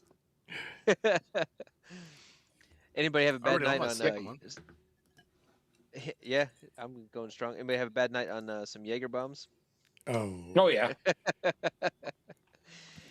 yes. Jägermeister Mike- in general. Ooh. Mike, you Goldschlager introduced with the me- flakes. I went out with when Mike and I first started hanging out, Oh, kind of duck. more like, yeah. Like, so Mike's known me since I was a kid, and so anyway, over the years got to know each other. So when we go out, this was a long time ago, right? I mean, this was like, Yeah, it was. Man, this has got to be what, 15 years ago? yeah, that sounds about Something right. like that. 10 years at least. So anyway, we go out and he introduces me to a shot called the duck fart. Anybody had the duck fart? And I'm like, what? And we'd always, I don't know. It just took me by such surprise when you brought that up. And so anyway, we started doing duck farts through the night, and then we took an Uber home, and we thought these. There's like 3 Ubers where I live. Oh, the Witches of Um, Eastwick. so the same Ubers that brought us there Ubered us back, and there were these little witch ladies, and they were offering us candy.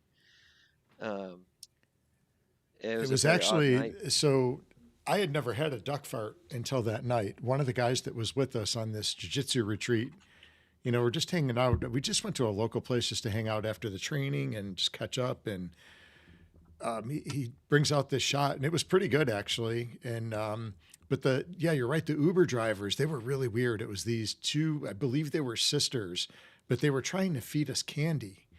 And the guy that had convinced us to do the duck fart shots, he was eating the candy. So Yeah. we weren't sure what kind of shape he was going to be in or what was going to happen to him that night, but everybody survived. But that was on the way there. And then we get out of the bar, and they were the Uber home too. It was a little scary. It was hilarious. Yeah. But yeah, duck fart is Kahlua, Bailey's Irish Cream, and Crown Royal. Yeah, Ooh, Oof. and they were actually pretty good. It wasn't I bad, don't know. and they got better as the night went on. So. I bet they did.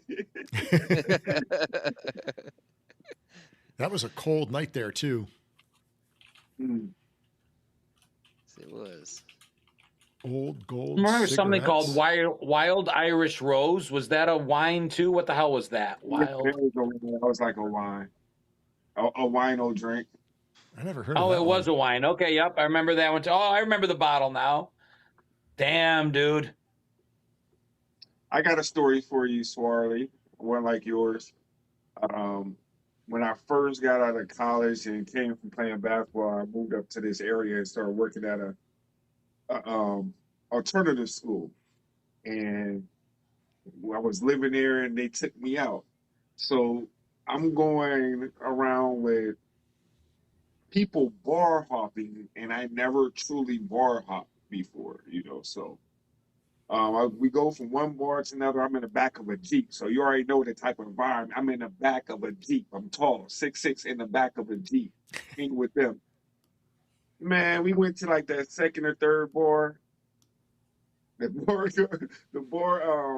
bartender tapped me like 2 times. Hey, your friend can't sleep. I'm over here falling asleep on the bar. I'm like, yo, like they had me drinking Goldschlager, white and dark. But long story short, at the end of the day, it was like about 10:30, and I got kicked out the bar. They drove me back to the dorm, and somehow, some way, us being young, we do anything. I walked up at least 50 steps up, pissy drunk, and made it and started throwing up in my bed. Oh, From there, I would never bar hop with no one else again. I love how. Well, This Mike is, and I I think- do it in Buffalo every October. You got to come with us next year. Nah, I would not be there. So this Come is, I think, on. where Australians have got it named better. Like bar, you guys call it bar hop, we call it pub crawl. Because Yeah, I feel pub like by the crawls. end of the Yeah, night, that's we do more that like too. what you're doing. So, yeah, I don't think. Yeah, pub crawl I think is a I better can name do it. for it. I can't do it. I think that's what they called it on It's Always Sunny in Philadelphia. pub Pub crawls. crawl. Mm-hmm. Yeah. That's another good show. Yeah, we have a great time. We do it once a year in Buffalo, and we kind of go down the old strip that we used to hang out at, and we kind of compare it, to the way it was back in the '90s, and just see how many similarities there are to a lot of these places, and it's a good time. It's never as good. It's never as good as you remember it. That's the thing. It was surprisingly good, though. I will say I was Yeah, it's shocked at still how good, much but- changed, but how much stayed the same too. There were some bars that we went to, and it was honestly, this is going back, 30 years that we lived there. I mean, there were some Yeah. of the same people still there at the same bars, sitting at the same stool. I mean, it was crazy. The names were different. That's Buffalo. Names of the bars were different now, but the same people were there doing the same thing. There used to be a bar in Sydney called the Oxford Tavern that we used to go to. It used to be like one of the ones on the way to our final destination. And we hadn't done this sort of night out for a while. And we did it it was only like 2-3 years later. And it was just full of poker machines. And we were like, no one drinking, no one dancing, no one anything. And we're like, yep, that ruined the vibe. Straight back out again. But that was like the worst case scenario. But yeah, for me personally, you think about the stuff when you're in your 20s. I'm like pushing 50 now, not very far away from it. It's not, even if the bar still exists, it's just not the same. Mm-hmm. Not even close. The bar owners would tell us that the whole vibe has changed. The kids don't go out and socialize the way we did. I mean, I can tell you in Buffalo, being a college town, a drinking town, you could go out any night of the week and you could know what bar was going to own that night. Mike and I Monday night would be ladies' night at Stuffed Mushroom. Tuesday night would be somewhere else. Every bar owned like a different night, and there was ladies' nights, and there was pay $5 at the door and drink until somebody broke the seal night. Meaning, if somebody used the bathroom, that was it. The special was over. Mm-hmm. There was drink until the keg kicks nights. There was an entire culture just around us getting out drinking. Yeah.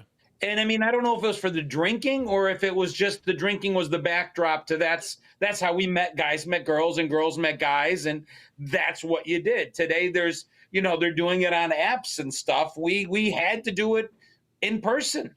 It's different. We had ladies' night, and they have Tinder now. It's just different. Yeah. We had a game that the Ninjas were like. There was a particular pub I've been to that would have toss the boss night.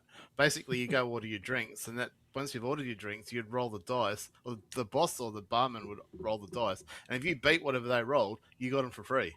Oh, nice. So that obviously it was only for a set period of time or whatever, but a chance to get free drinks. Otherwise, you just pay the normal price. That was a win-win, really.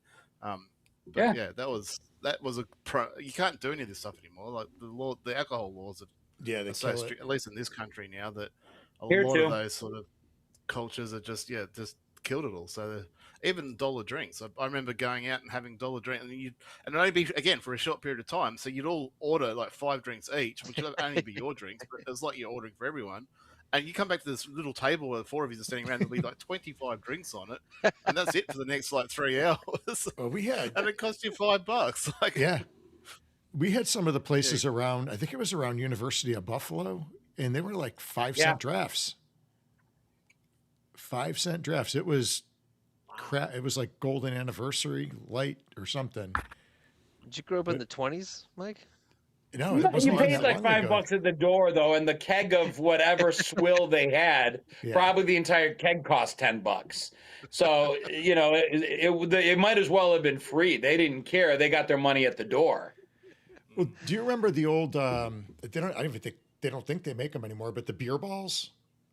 Yeah, Matt's had them. Matt's beer ball is a big one. Yeah, we used to get the beer balls, and then when they were empty, you could play soccer, volleyball. You could, it was a multi-purpose beer ball.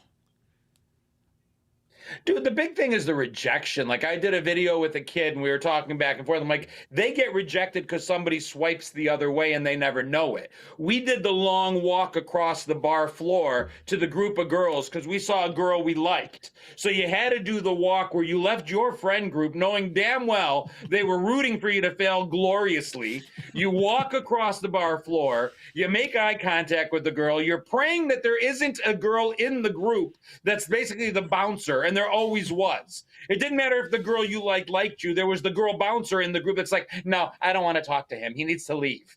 Right? And that was it. And then you did the slow walk back. They like brutally rejected us in real time, face to face. Yep. Yeah, man, those were the days.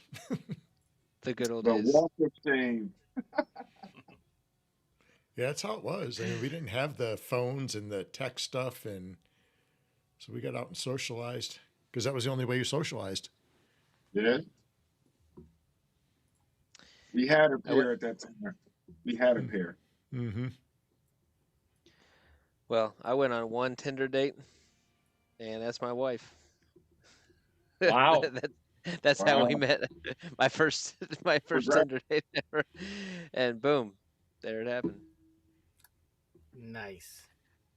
It used to be so almost cringy to say you met on internet or something like that, but I met my wife, not Tinder. It was I don't know if it exists in your country, but a site called, or an app called Bumble, which supposedly empowers the women to contact the blokes first once you have a match. And I met her, and we never looked back from that. So it was 5 years ago now, and we're married and had a honeymoon in San Fred just recently. So I think it's awesome. Man, if we would have had apps back in the day, it would have been stuffed mushroom, mannequins, locker room.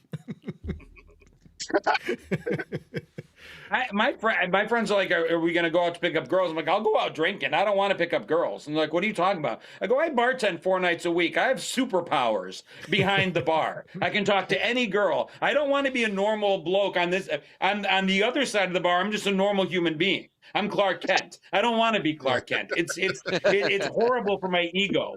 I bartend Tuesdays, Thursdays, Fridays, and Saturdays. I'll pick up my girls there. You want to go shoot pool? You want to shoot darts? You want to get drunk? I'm all for it. You want to go out and hit on girls? No thanks. I don't need the rejection. I'll wait till I'm bartending. That's it. You don't get rejected if you don't try. Makes sense. I like it. Dude, you can put I a like 3 behind the bar and he's instantly a 7. I don't know what it is.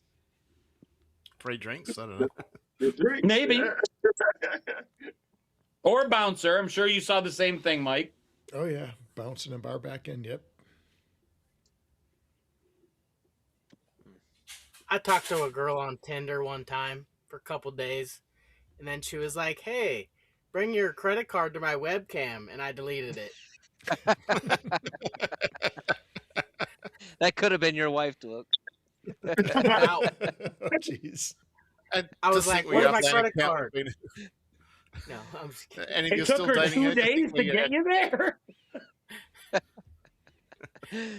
Oh. I It's a think I got to patient hang setup out right with there. Scarlett on his honeymoon. Ah. Oh, was that Not up as in much as San we Fran, would've liked, Santa but yeah. Clara? That was good. I was very jealous. Very, We very tried jealous. to kill all the IPAs in a brewery until they kicked us out. Yeah, like 5 minutes later, that was. Oh, I'll be dirty till the day I die about that.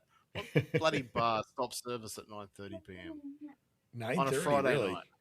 Wow. Wow. We tried. Anyway, It's it crazy, was- man.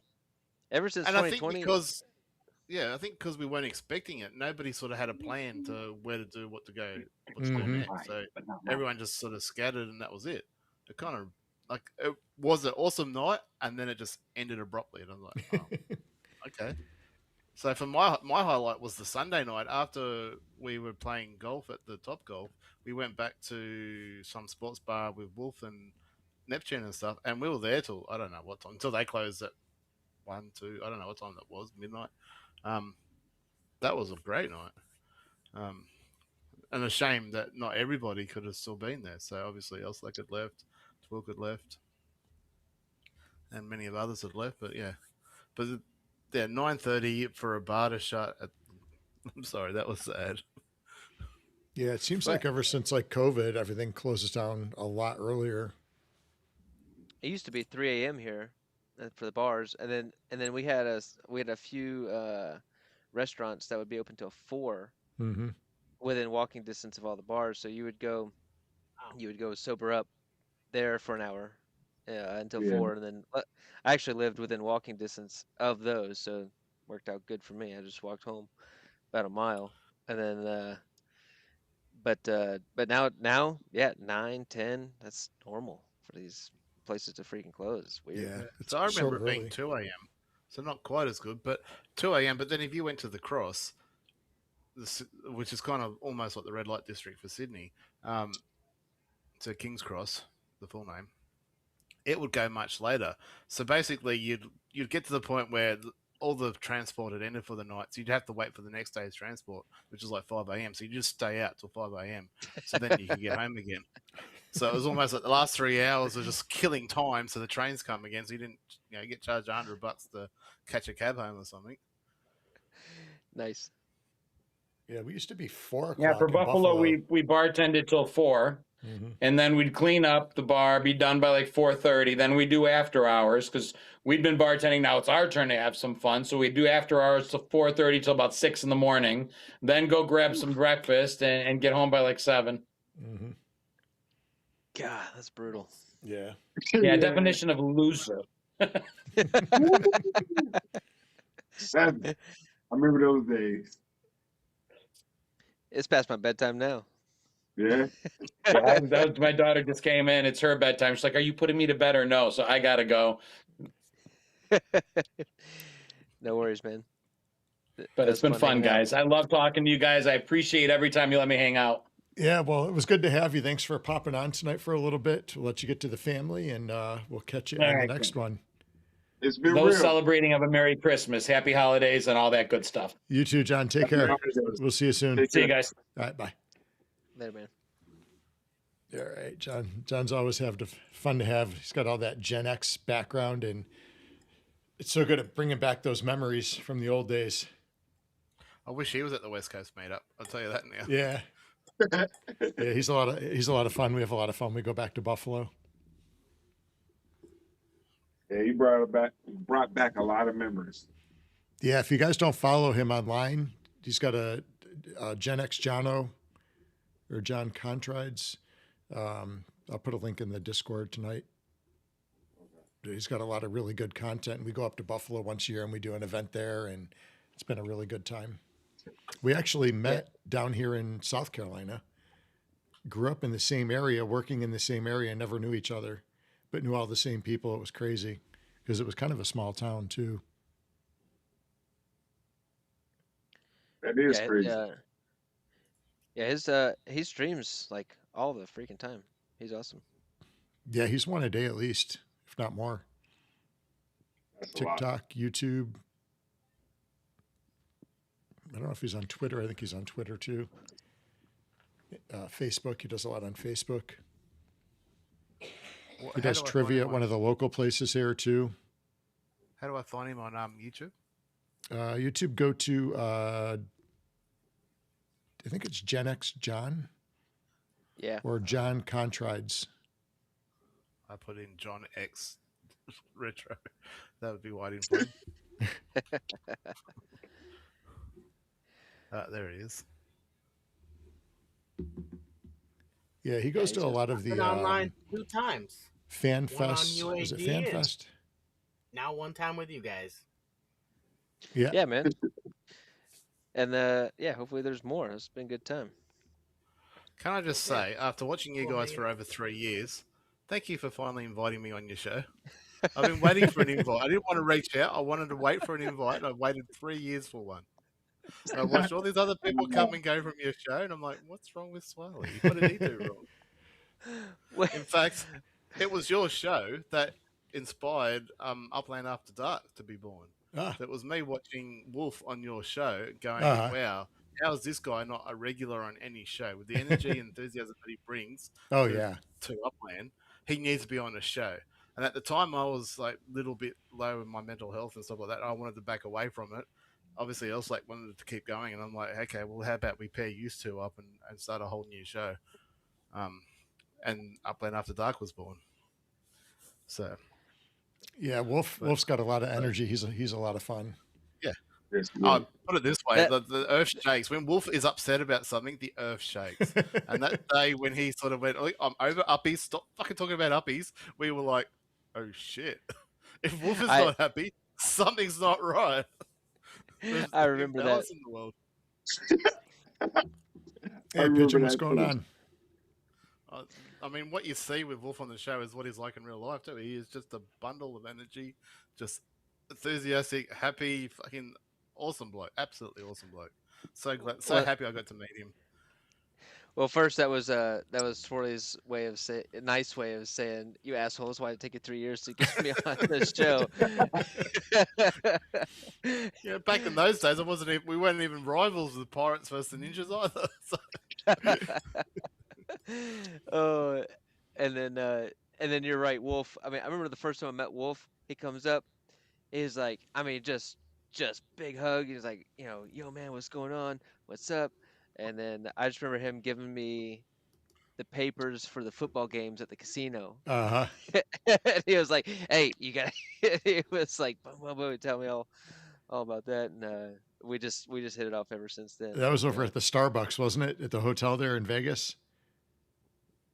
Yeah. Yeah, I remember that. That was a good time. Starbucks. So, yeah, no, nothing. Honestly, Swirly, I don't have an answer. I don't know why we never invited you on. We've been friends for years. Most of the time you guys broadcast, it's like stupid AM for me, so I don't get to catch you live a lot of the time, which kind of sucks. Like, to be fair, it kind of sucks that I can't catch you live. I mean, I could wake up at 3 AM or whatever. Yeah, it's tough.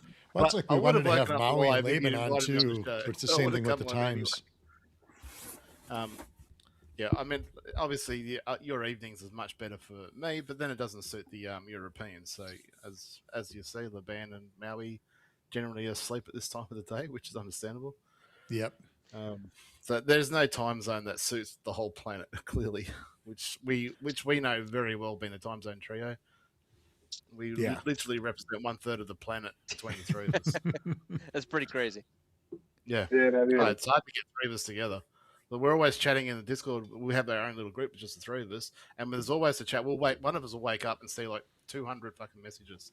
We'll be like, yeah, I'm not reading that.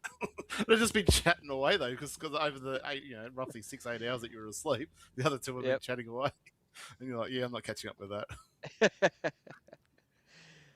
Oh, that's funny. Well, Laban was like,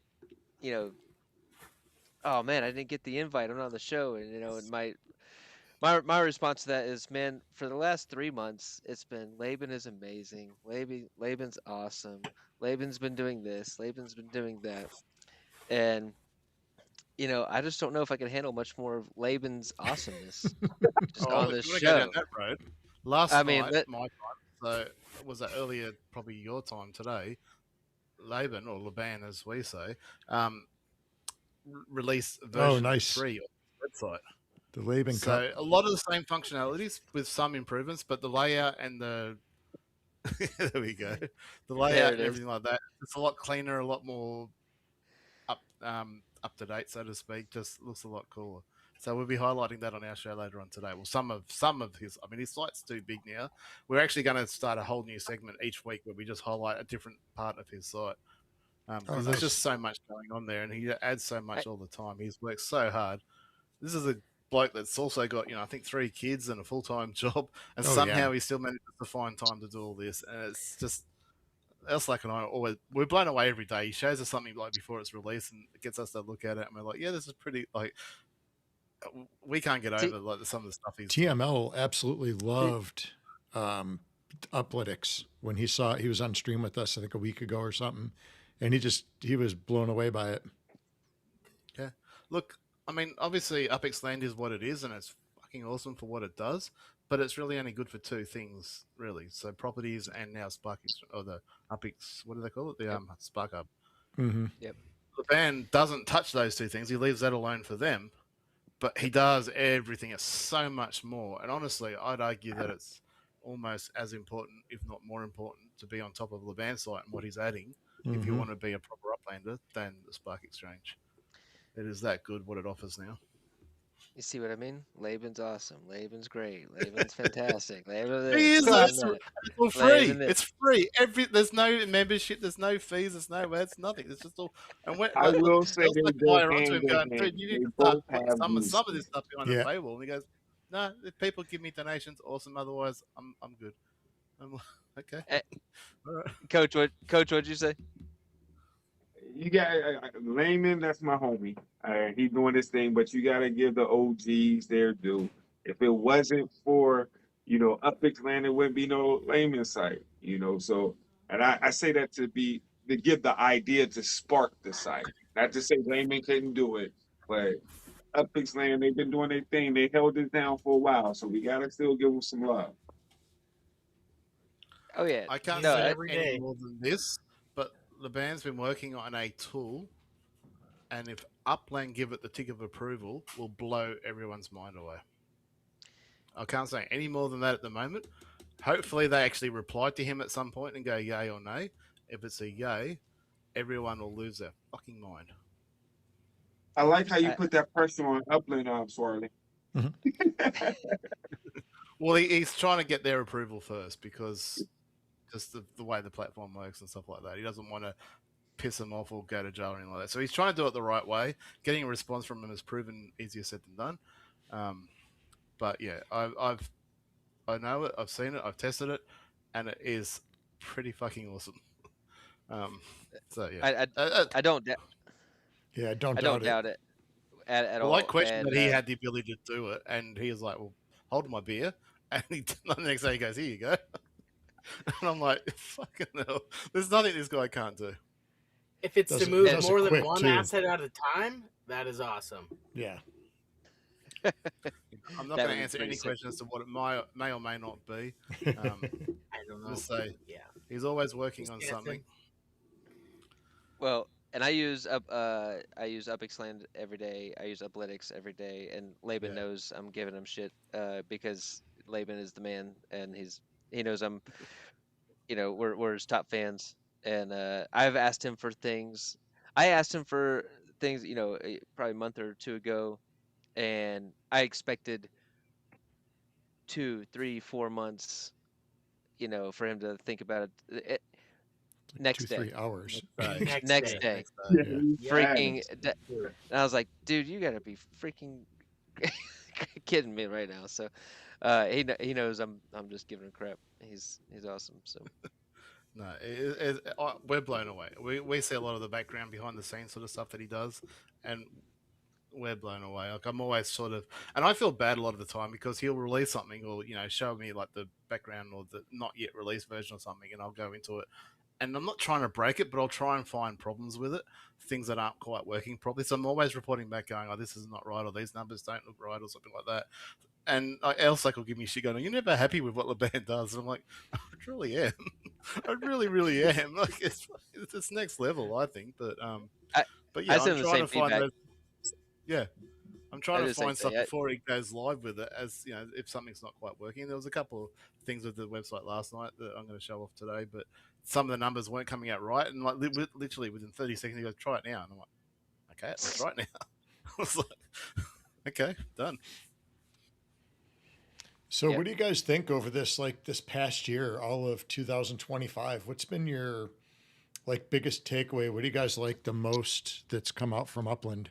Do you have a favorite thing that was a big winner?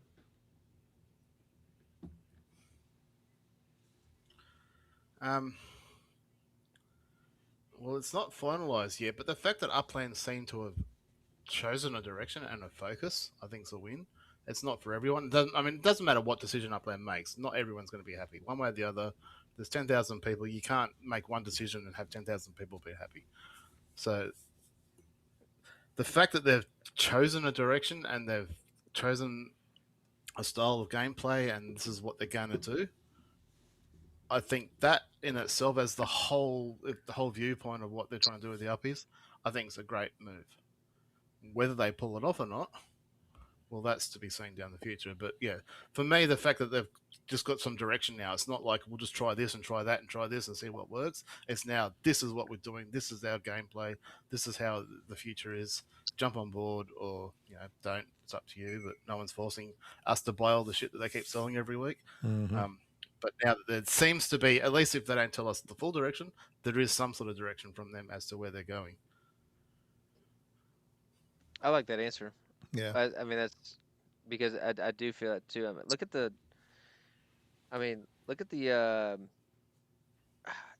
the good communities, just property floors. Those floors have just shot up. I feel like Yeah. the communities have won in this shift. 100%. And we literally started NGH just before all this sort of kicked off. And with the information we have now, will we have started NGH? Probably not. We're not going to back away. We're going to keep growing until we've grown out. But we're restricted with a lot of stuff that we can't do because NGH is so small and so small properties. Like something like the high school, we cannot even build that in Miami, let alone NGH. Mm-hmm. And many of other structures like that, which they're just all too huge. So had we known about this uppies era, we probably would have gone a different direction for our node, so to speak. But to see the nodes coming up, and as soon as they mentioned it, I was in our little chats saying Granada Hills will be the one to watch. And sure enough, they are now number one. I'm not surprised by that at all. You've got a great leader over there, James UK. Has been pushing it for 3 years, building. Well, it's almost like he's known for 3 years, 4 years, whatever it is, that this is where we're going to be today. So everything's worked out, roses for Granada Hills, and everyone else is now playing the catch up, which is awesome. My concern is, what does it do for all the non-node locations? Well, my thought on that is that I think this is a lot of people's struggles. I think it's a lot of actually larger. Actually, I don't know, to be honest. So I have built lots of service structures in Hyde Park, and I've lost over 100 service points this whole season. I'm down to actually 90. Mm-hmm. Okay. Yeah. I'm down about 100, 110, somewhere in there. And my high school finished right before the start of the season. And so literally 5 days later, and I would have been golden for the whole season, right? So whatever. It is what it is. But I'm We didn't know. actually yeah. So I chose another city that I believe I can create influence in that I'm kind of side building on, right? I'm I'm kind doing of the exact side same. building. Yep. Yeah. Exact So same. I think because like it's so competitive where I'm at in Hyde Park. Now I'm moving over just to kind of maybe a quarter of my sparklet or so, kind of building up in another area, so I can start to build up my influence in that area just to get my scores up. So I Yeah. think I Well, think the tertiary neighborhoods might slowly build up in the process. But I don't know. That's just my early I idea. don't know how that will compete with other nodes, so to speak. If you're doing like a secondary node, I'm doing the same thing because I can't build in NGH some of these service structures. I've bought them. I want to be able to build them somewhere. So I have bought properties that are big enough to accommodate them in other areas. And I've been building up there, and that's helped my service score overall. And a lot of those, I had a high school and a sports ground finish before the start of the season, so I don't think that helped me. The fact that it happened before the season No. started, um, Yep. but they're not in NGH. And even though I have a reasonably good influencer score, it's done nothing but go down since the start of the season, and it's not helping me in NGH. The fact that I built them elsewhere isn't helping me in NGH. Attract uppies to my properties over other Yeah. players in NGH. And that concerns me. But well, the other thing with the challenge that I'm not happy about, like the challenge on face value seemed pretty easy when they first announced it. But the thing I don't like about the challenge is the fact that it is something that they're probably tinkering with in the background. So they're making us have to get a +1 for the season, which sounds super simple. But if you're changing, well, first of all, we don't know what the algorithm or what we need to do to get the +1. And second of all, you're tinkering with it in the background as we're doing it. So, Yeah. for some of us, we're talking about a significant earnings percentage when it comes to the end of the season, as what we 14.7 to 15.2 or whatever can be like 100,000 upix or more for some players.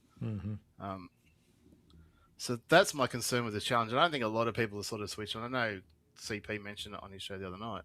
I think players are sleeping on this server structure, the influencer score a little bit, not realizing that you can build, but if you're not outpacing everybody else, you're going backwards. Yeah. Yeah. Coach or Took, you got any thoughts on this? I'll let. Well, just in general, what I'm excited about me, um, to be able to see, like Sparley said earlier, what direction Upland is going.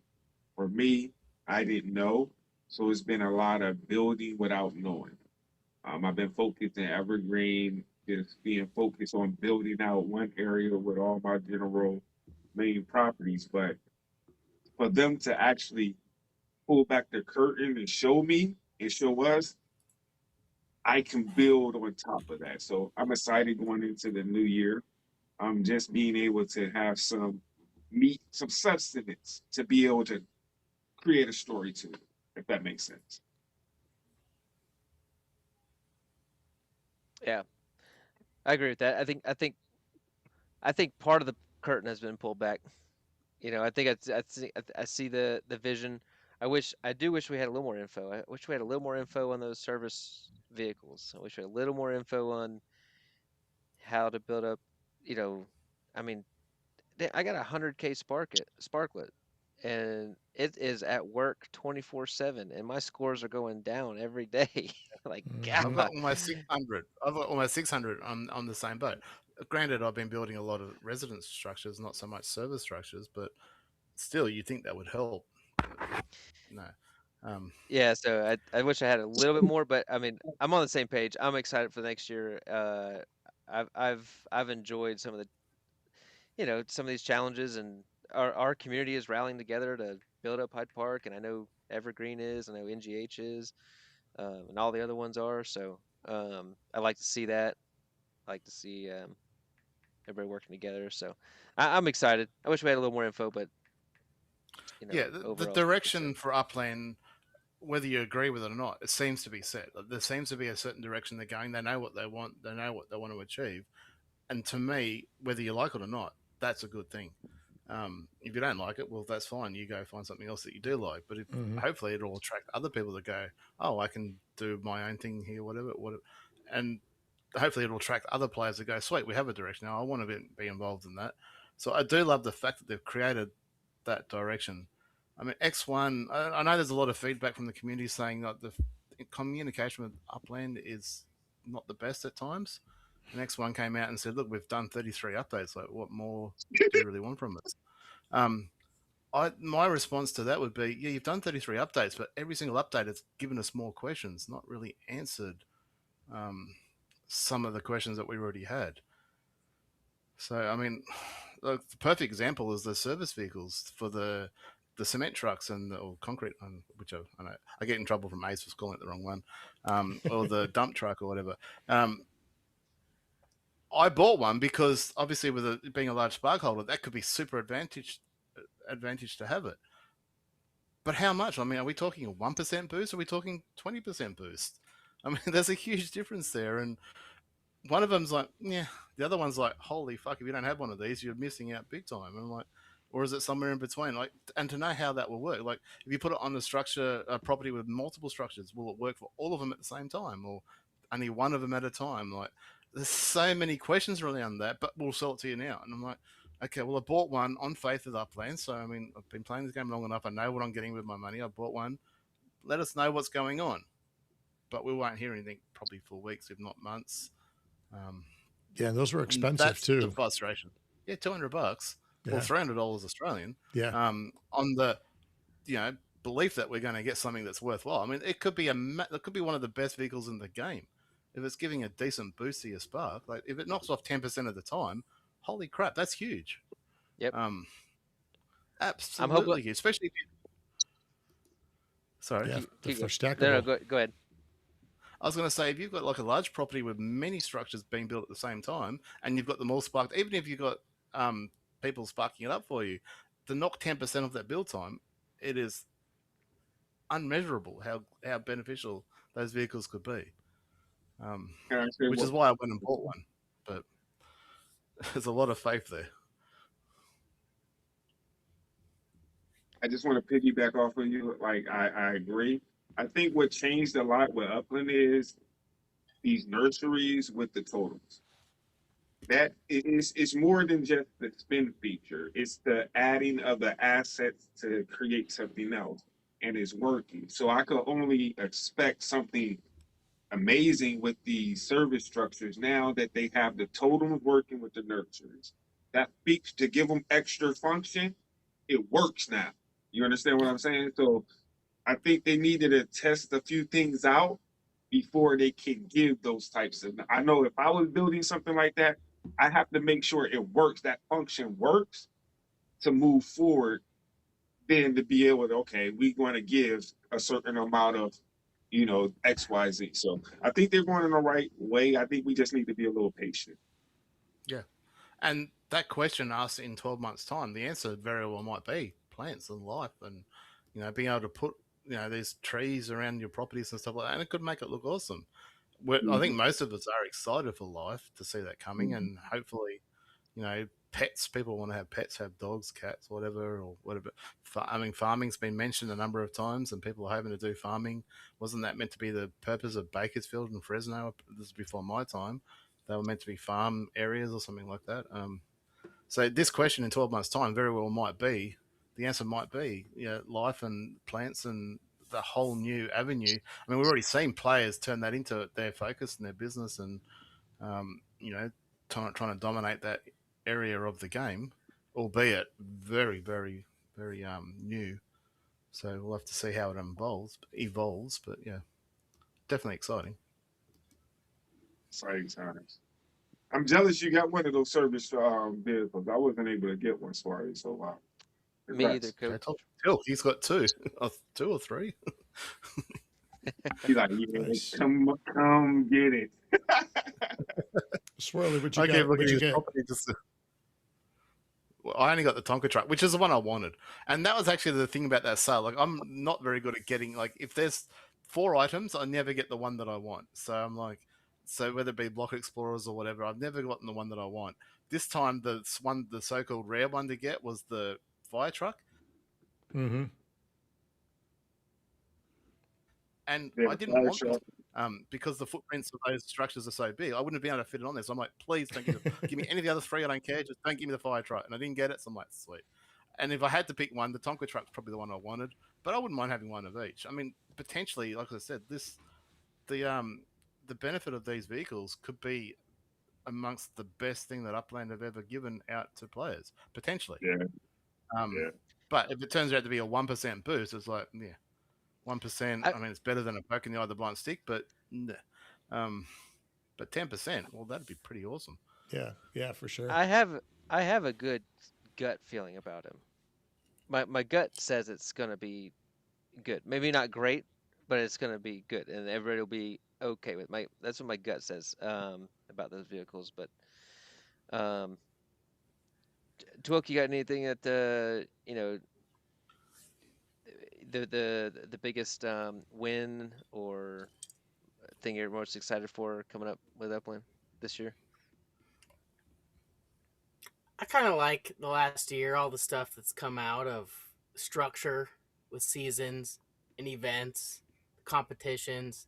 It's given us a way to kind of plan ahead. And hopefully these service structures and vehicles give us some type of utility. I do a lot of crane rigging tanks at breweries and beverage facilities. So when I was able to buy that crane as a service vehicle, that was badass. That's pretty damn cool. Yeah. It does But look like a good hopefully vehicle. it can maybe let us build structures quicker soon. I did like the crane was easily my favorite, but the issue with it is it's the biggest. And if you've got to put it on the same property as what you're building, you may not be able to fit it. That was my issue with it. But maybe the crane gives, because it's bigger, maybe it gives a bigger boost. I don't know. We don't know any Is of these bigger answers. better? Well, depends on who you ask sometimes. We need to ask that question of Upland, and I don't think they're giving us an answer anytime soon. I think we all have like goals now. Like we just were building in the dark here for the last couple of years, and now we actually got some like goals, numbers we're going after, and building with a purpose, and Well, you say building in the dark. I've been spending 2.5 years building for a purpose, and that was for the ornament challenge, which is absolutely contrary to what I need to do for uppies. Because the fact that I own properties across Upland all over the place on service structures, most of them are empty because they're not part of nodes. They don't attract uppies, and they aren't helpful for me now in this new era. It is what it is. I mean, the collection properties still have an earning, so they're still worth something, but it's almost like there's no point in me. I'm sort of changing my focus from doing the structural ornament challenge to now going, okay, well, I'm going to focus on NGH. Also building a new prison. Those that close to me know exactly where that is and what I'm building there. It's not a ninja prison, relax. It's not a new place to send you guys to. But it's a much bigger, much bigger one than the first one. So I've got a new focus. But again, it doesn't matter how much spark you have. I see, is it Jimmy or someone? Yeah, Jimmy put in the chat that build times are brutal for new players. Yeah, I'd argue that build times are brutal for all players. Yeah. Even if you can max stakes stuff, it's still taking 6 weeks to complete something. Oh yeah, and it's crazy. That is such a long time to wait for something. It's almost like now, okay, we know the challenge is to get 1 plus for your influencer score. Now, assuming that challenge stays the same for next season, you need to plan now for next season. Yeah. Because you can't start and finish a build inside the season. Nope. Yeah, even max staked. Some of those bigger ones. More problems. That's all it is. So that's it. I mean, it doesn't matter. You got 100 sparkler, 100,000 sparkler, or 500. Like no matter a spark is. I reckon if I had Abdullah's 4 million, I'd still be going. I need more. It's not enough. I need more. I'm waiting for Sparkler to dip under 2 cents, and I think I'm going to make a solid purchase. It actually went up slightly over the last day. I saw that. Yeah. only slightly. But it's a nice change. Yeah. What do y'all like? Do y'all like those nickel bags of sparkling they've been selling? Oh, I just saw that release that they're coming out with the $5 bags. Now they out. They Oh, out. they're already Look, out? yeah, they're out Yep. now. Nice. I But bought one. we'll mention it on our show later on. Personally, coming from a crypto, let's spit it out. I've had too many whiskeys now. I'm coming from a crypto background. My only thing that I have, like, I love the fact that Upland sells Sparklet within game. I didn't like the fact the early days they used to sell it for a discount. I didn't think that made sense. Now they're not selling it for a discount, and they're supposedly taking a portion of that sales to buy back some Sparklet from the open market. So that's creating some buy pressure outside of Upland, which is awesome. Most Web3 projects that do something like this are somewhat transparent about it. So they'll say, "Yeah, we're going to like we've never known whether it's 5% of what they sell, and they go buy back from the market 10%, 100%. I don't know. We don't know what that value is, and it's cloak and dagger. And looking at the chart, I can't tell whether they buy or they don't buy or whatever. I just feel like most Web3 projects are more transparent about what they do and how they do it. What percentage they buy back, stuff like that, because most players will just buy it from Upland, and we've seen that Upland's sales, sell out almost instantly every 2 a.m. my time, Wednesday, Thursday, whatever it is. So there's demand for the Sparklet out there, but people aren't going to the open market to buy it. So there's no open market demand for it. So if people aren't going to do it and Upland are going to sell it, then they need to be buying it back, which is what they were doing. Personally, I can't work out what they are or aren't doing, and I personally would like more transparency around what they're doing. But yeah, if they're continually selling it in game and then going back and buying from the open market, awesome. That's a framework that would work perfectly. Yeah. I've bought on Uniswap quite a few times, actually. My last purchase was actually a little difficult. I had to do it, and there wasn't enough liquidity, actually, and I was only doing it was like $500 or $600. I had a nice little crypto win, so I took a portion of it over and bought some Sparklet, and I had to break it up into like a week or two different buys.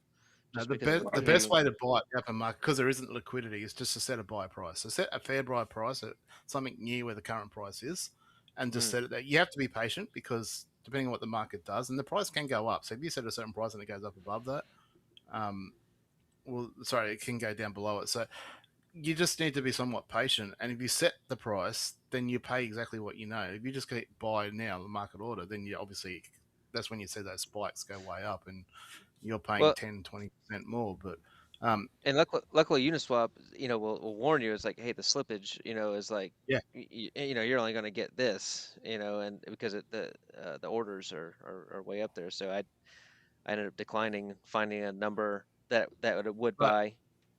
So it took me. It was a pain in the ass. But if you do a set price and you can set it and forget it and come back to it in a week's time. But say you wanted to buy 100,000 Sparklet, whatever the cost that is, and you set it at a certain price, the people, when they sell it, might only sell 2,000 here, 5,000 there. So it'll obviously do those buys, and you'll slowly work your way through that 100,000 at the same price if you're patient enough. A lot of players aren't patient. A lot of people in crypto aren't patient, so they just want to buy now and then be able to bridge it in. But I've bought pretty much all my Sparklet through either BitGet or Uniswap, and I find it just fine. I mean, I can't really buy it from Upland because it's always sold out before I wake up, even if I wanted to buy it. I was pretty shocked at the number on Uplytics. 1.6, almost 1.7 million bridged out in the last 30 days. 2.1, almost 2.2 million bridged in. But I was kind of surprised to see that much going in and out in 30 days, to be honest. So yeah, I mean, we can only speculate. We can speculate all day long what's causing that. People leaving, people coming, people just swapping, consolidating accounts, selling it to each other. There'd be 1,000 different answers. Probably all of them partly right. Yeah. I don't know what my favorite thing has been from this year. I really do like the service vehicles. I think that's probably one of my favorite things because I could see the potential, use and utility for that for sure, and the benefit to that. And then the service structures with all the uppies, I think it gives like a purpose now, purpose for building. So I think those are probably my two favorite things. I don't know. I might go with no sends. Oh, no sense is huge because I've actually been doing a little treasure hunting now. Valid. That came real handy for the city release when I was trying to get to a certain direction, a certain angle to mince a certain area that I wanted to. I had to keep sending to that same spot. In Hong Kong, I missed out on the collection because I spent 30 cents and couldn't get the right direction. Now that's not. I mean, if you're willing to spend the 30 UPX per cent, like you could go all day long. And so, and whoever owns that property is like not complaining. So that is a huge one. See, in relation to the service, do we know if the boosts that you get from these service vehicles are in vogue yet? Are they actually? I asked that because I don't know. That's a good question. I borrowed an ambulance from someone yesterday just to put on my hospital to see if it boosted my influencer score any, and it actually went down overnight. It seems like every day I wake up, it goes down from the day before. Anyway, so I'm like, okay, well, I'm assuming it doesn't make an effect. Like, I don't know. Like, it's sitting now there on the hospital. Nope, So, they're not I live better yet. take that off your hospital. Give it back.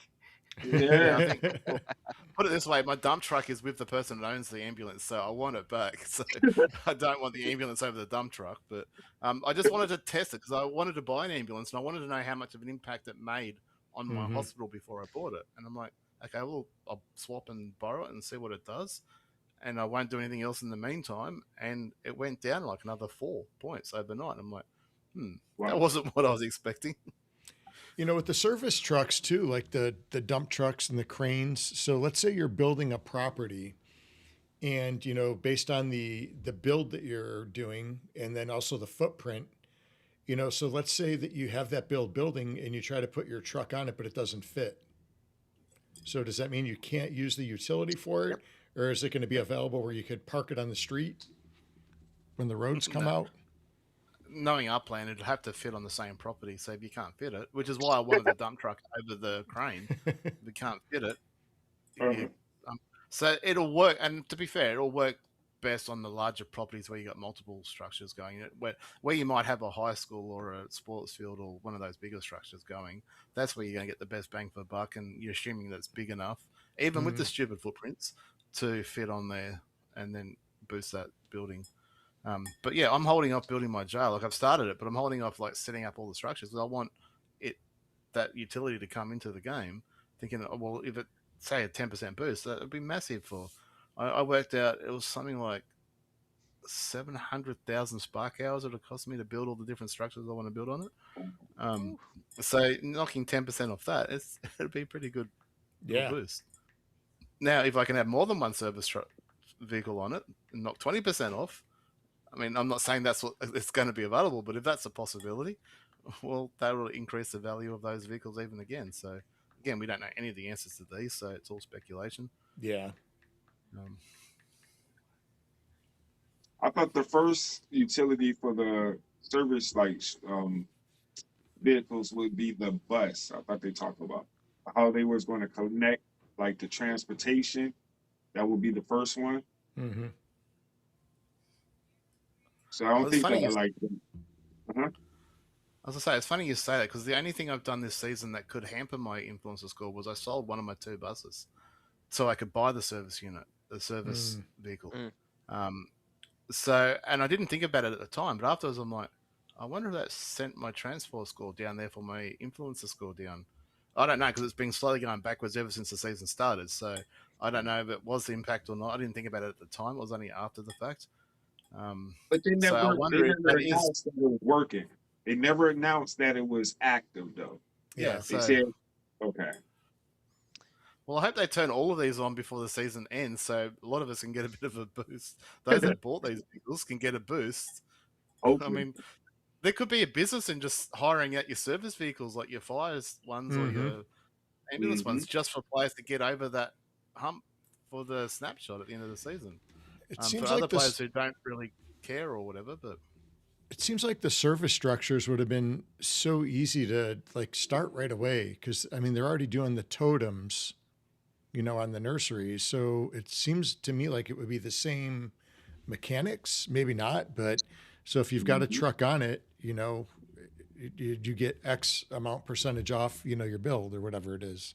It seems like it should be simple, but maybe not.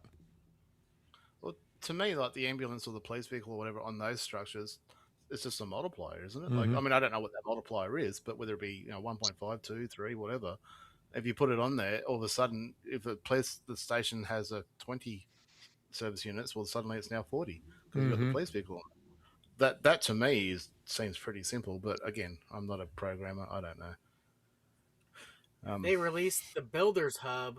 I'm hoping they do some type of thing with like the plants or seeds, like a hub where I can use my hundreds of thousands of Protum to like monetize feeding other people's plants because I don't know what to do with all of it.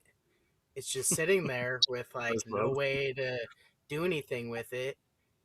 I don't know how to monetize it or convert it. It's just there. Be cool if they came out with a way to use it other than just feeding your own seeds or plants. Because who wants that many lawns of grass? You know. I don't know. There you go, T-Will. That's your first world problem. And I know it was in the white paper like ages ago. They're gonna, and probably even before they thought about Protum, that they were gonna have spend feature for Sparklet to do life. But to me, we're further down the track. We know more information. We know more about what's going on in Upland. To me, Sparklet is about building and powering things. So you build structures, power vehicles, stuff like that. So the Sparklet spend should come with the blueprints if and when they ever come. To me, it should be a Protum spend to have life, to have seeds, not a Sparklet spend. I thought the same thing, Swirly, and I was like, what the hell am I going to spend my Sparklet on these things? Yeah. And I was like, why did I do all these things with these totems? To me, I mean, yeah, Proton should be all about life. Sparklet should be all about building and powering. To me, that makes total sense. And why, even if things change because they've gone down the track and they've changed direction a little bit, we'll pivot with how these things work. It just makes more sense to spend Sparklet with blueprints, spend Proton with life. Just me, but yeah. No, so in that case, look, that would put you in the box seat of being able to mint way more seeds than everybody else. But how much Protum you got, 12? 350K. Whoa.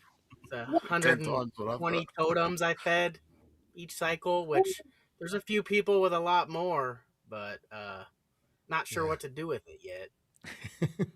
Not many. You and Danny P. Yeah. Yeah. I mean, I know what you can do with those totems. They're high commodity right now. Yeah. Oh, they've actually. I'm surprised how well they've held their value. Yeah, I was gonna say like that right there just show you didn't know what you was gonna do with them with the totems. Now they're high commodity. Just be patient, bro. Just be patient. I was always of the opinion that after every cycle they've lost 20% of their value than what they were initially because there's one less cycle that you can earn Proton from them. So, but the prices have never really come down. It's never really come down. So we've now done 5 cycles. There may be more to come, but other than it's not like I need 120 nurseries with a totem on each. You only need like one nursery to like list seeds for sale. I would argue that you're just for more cycles to make more Protum. I don't know.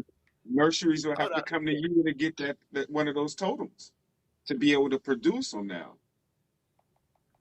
So you're sitting on like the key ingredient for nurseries to be able to earn from other people coming to their.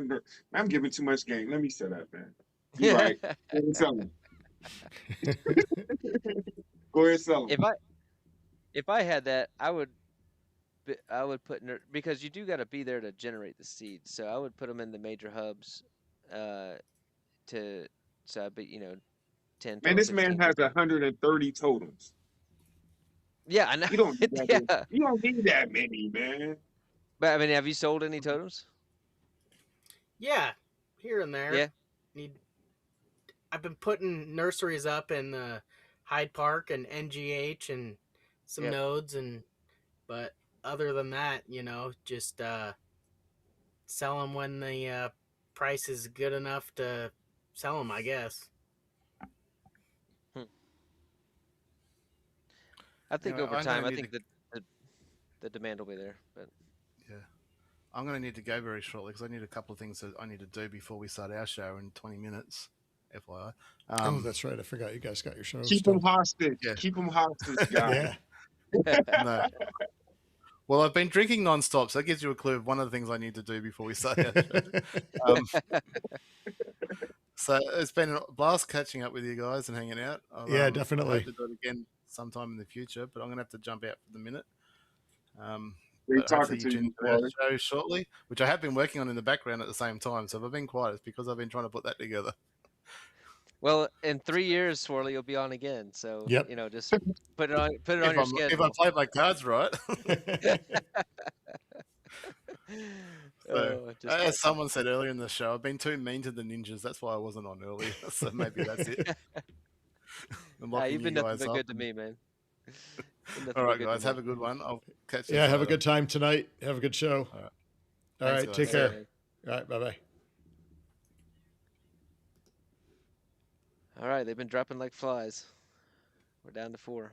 Yeah, we were trying to get I was trying to get CP in here. CP was supposed to be on with us originally, and he got a major project at work that they had to do and get done before the holidays. And he's at a hotel and he's not able to get in. He's been trying to get in the back room here, but his internet at the hotel is not so good. We Well, we're just DM gonna- sometimes, but it was cool to finally come hang out with you guys for a night. Yeah, man. Yeah, man. We won't make it the last time. We'll Yeah, do it again soon. definitely.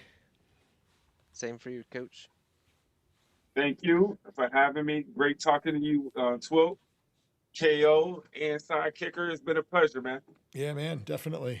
Yeah. So do you guys got anything you're looking forward to for 26? Things you'd like to see in Upland? Wow. Not looking forward to. I'm just announcements. Nothing particular. Just want to see where they're going and what's coming next. Honestly. Along Things for the ride. changed and evolved so much this year. Can't even guess what's going to happen over the next Yeah. year. Yeah. I'd really like to see life come in to action here pretty soon. I'd like to see these service vehicles and stuff come into action pretty soon. I mean, I don't think that's asking for a lot. I think they've been saying that it's coming. I think in Q1, Q2 to see those two things kind of be in action, come to life. I think that would be pretty cool. So I agree. Yeah. I will say that I've seen a lot of changes happen when they changed the app chain. It seemed like after that switch, it released all these upgrades. Like that might have been the straw that opened up the floodgates. Like since then, everything's been coming. Yeah. I got to give it to them since Genesis Week of this year, back in June. The speed of things has been faster. It'll never be fast enough, right? The community will always want it faster, but compared to the last 3 years, the last 6 Wow. months, they've been rolling things out faster. I can't complain on that. So there's some things I can complain about, but that one, they've been rolling out things faster. They've been doing better. So I think I hope to see that continue next year. So We got profile have asset filters today. Yeah, I saw I was that. gonna say that. Yeah, I was gonna say that. That's huge. that was sick. That was good. I'm not on a computer all day, so having that function to search from a phone without Yeah. UPX land or Uplytics on Yeah. the computer, that's awesome. Just right in the app. Yeah, no, they just need to keep things like that coming, and there's still more but I think they have been listening to the players, the communities. I do feel that. Um, there's still more to go, but I do feel like they've really been listening. So How overall, long do up you until think the service structures are going to keep coming out? God, I don't know if they're going to stop. Every week? Yeah. Man. I would like to, I would like to see I it feel, more of like a monthly, like once a month they come out, in the future. But I got a feeling they just loading this up until the construction hub comes. Then it'll be more of a, I mean, like think about it. They're gone forever. So let's load them up before we open the construction hub, because now we have the products. Mm-hmm. Now we can fill it up. I hope that's my hope. Slow that down when they open that up. Yeah. although they're still getting me on some, so Yeah, I know. All right, they Right? give me every week. Yeah, just about. I'm It's not crazy. proud of it, but I bought them all. It needs to stop. What I don't It like does. is a lot of the ones we've been buying, we can't even fit them like in our own communities now because we don't have properties that can house them. Man, they making us be have to go ahead and build another community in the Yeah. future. That's all it is. You don't have a Like choice. we're going to be forced to it Yeah. to do it. Yep. Yeah. Yep. Yeah, for That's sure. it. I didn't like buying the nail salon, but had to do it. Yep. I get to see you buying it. Like, what the hell? Why the hell am I buying this? But Put it off for a day or two, and then you talk yourself into it. Yeah. Yeah. oh my gosh. Well, if you Yeah, guys but it's got on my anything, do you guys have anything that you're working on, like personally? Because I know we always looking forward to things coming out in Upland, but I think sometimes we can't always wait on Upland. Do you guys have anything that you're like working on that you're excited about, whether it be Upland or even outside of Upland, kind of connected to the same ecosystem? I'll let Swoop go first.